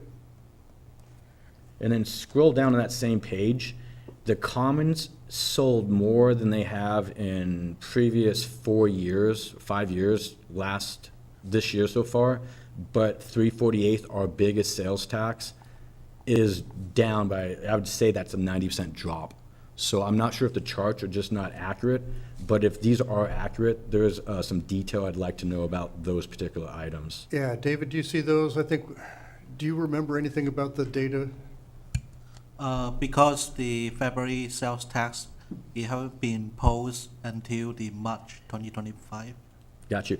But the chart shows a February number, but nothing for January. So I'm wondering if they're just off by one position. And then the other question was on the City of February year-to-date sales revenue comparison by location. There is some dramatic changes in the Commons year-to-date and also in 348th year-to-date. I would like more detail on how we have a 90% drop in one and probably a 50% increase in the other. Yeah, let's look at that tomorrow, and I will send out an email about that. No worries, moving forward then. And then the other item I had was when we get down to utility taxes, I'm sure you've seen an email on that one. Water sewer. I don't know if you made a comment on if we just picked up money late on that one or not, but water sewer has a 96% unfavorable change. That's the one where we got the payment in, where we received it in March, on Okay, March 1st. so what was how much was that? The breakdown between water and 280. sewer. Okay, thank you. Okay, they said it was 280, which is, Yeah, that was the 281, and it was split, yeah, that was the 281. all right. And then I think for now, those are some of my main concerns, but I am not seeing a lot of positive movement on this. And I know when I ask staff about what we're gonna do, a lot of it is they're not concerned or they're just gonna push off projects. I would actually like to see a list of what kind of projects are gonna be bumped around, if we're gonna do this, because REITs, how much of REIT goes to the, new maintenance facility for, financing for the, debt payment? It's a it's $1 million, $2 million? It's a large number. It's a specific amortization schedule. Because REIT pays for all of our debt, so, and I've got those numbers. Okay. Yeah, so like I said, there's a few things that I think in the next FedRAC, we should probably have a deeper conversation, and I don't want to just gloss through some of these numbers. I think they're getting to the point now where I'd rather be ahead of it than behind the power curve on what's actually going on with the flow of money. That's all I have. Thank you, though. Sure. Thank you. Steve, what, if anything, coming out of Olympia right now, since they just released their financial information and some of the bills that they're pushing through? So what, if anything, coming out of Olympia are you concerned about that will impact our city, or you're happy about? I don't have an answer for that off the top of my head. I don't. I know that there's been bills that have left the first house and gone to the second, but I haven't kept up on it yet. Do the finance directors around the state, are they talking about anything that you know of? I haven't heard, no. No. Okay.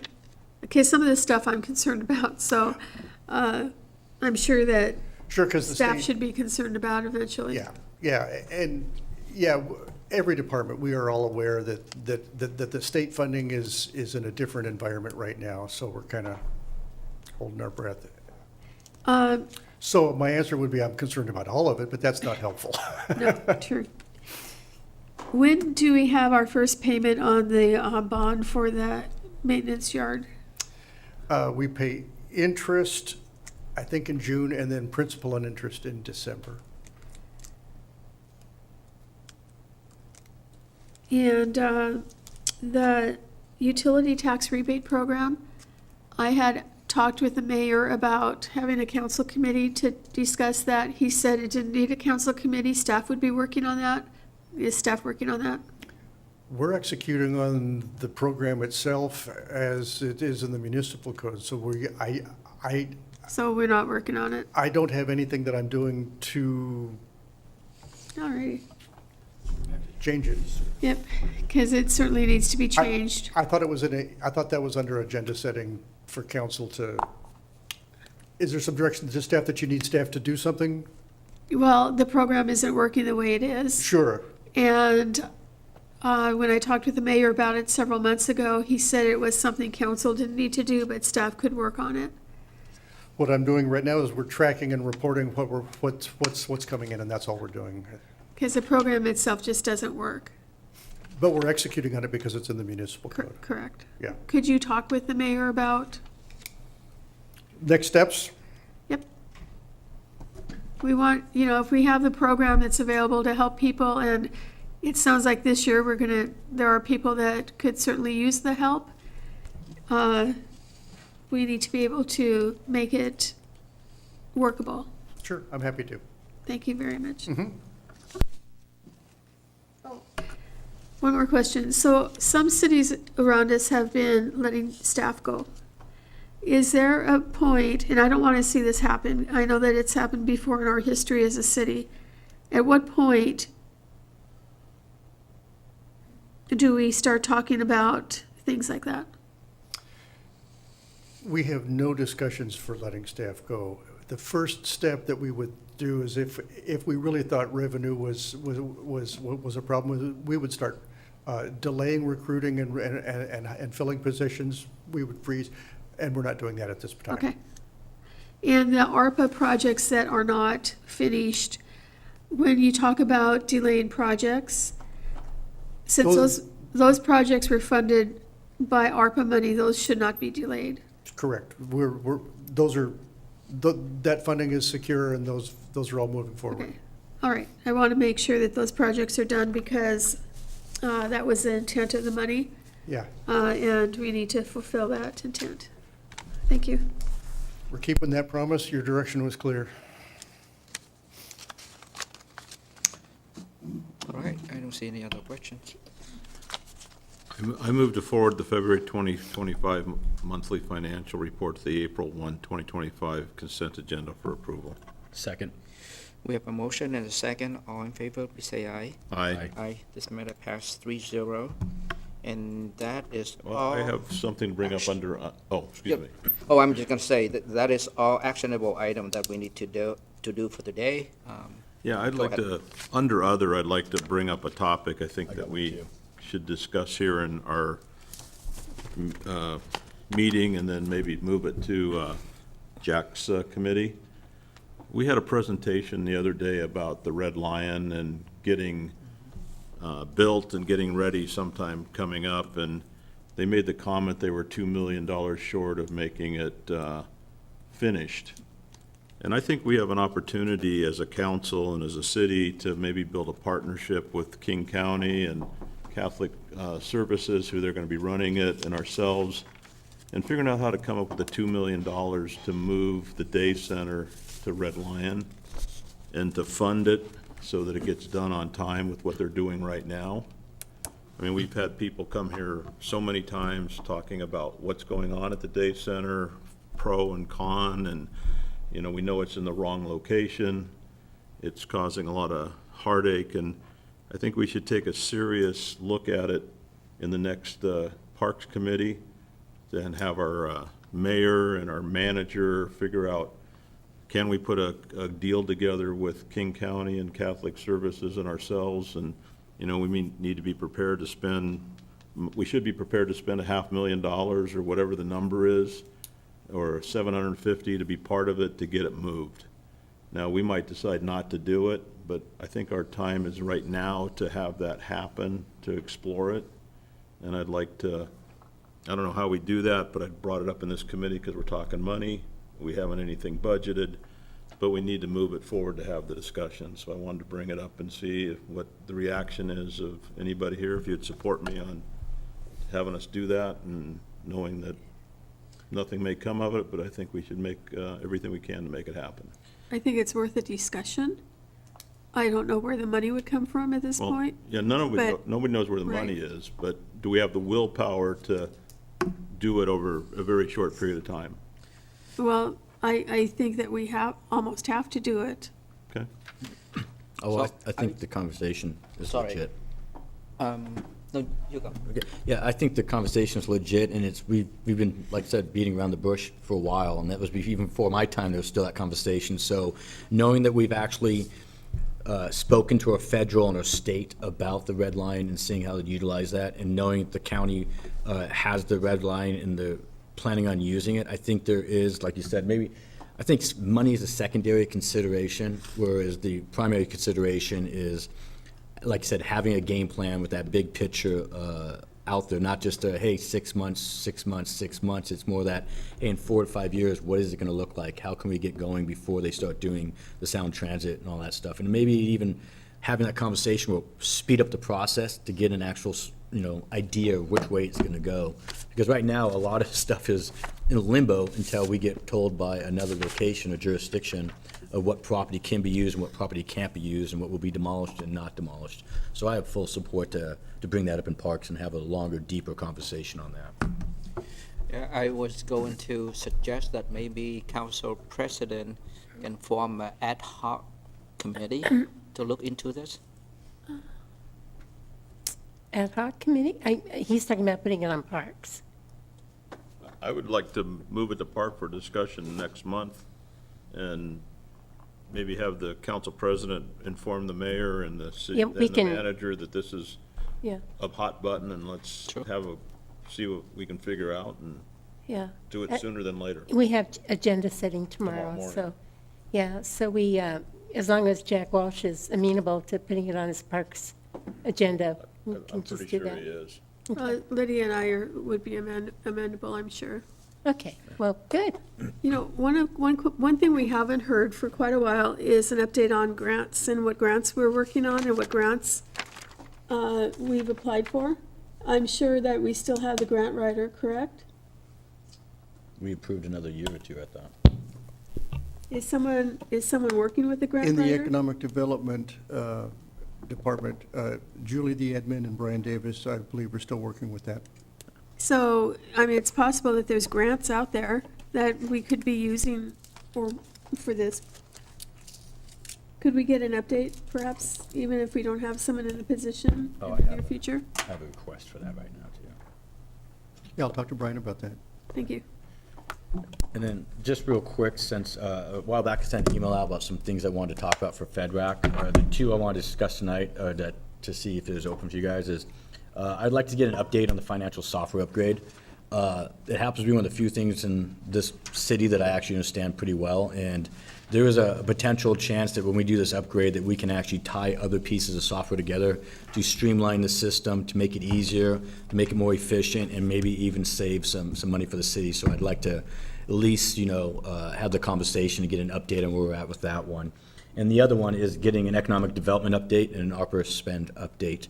I do know that with the changing of economic development, there is a conversation that we're going to come present to us over the next two FedRACs, but I don't know which one it is, but I'd like to have it sooner than later if possible. So are you going to put that on the FedRAC agenda for Paul? Just send it to me. Okay. I will email, I'll email it to you guys again. Yeah. Okay. So just a quick reminder, our next meeting is going to be on April 22nd in this room. And with that, this meeting is adjourned. Thank you, everybody.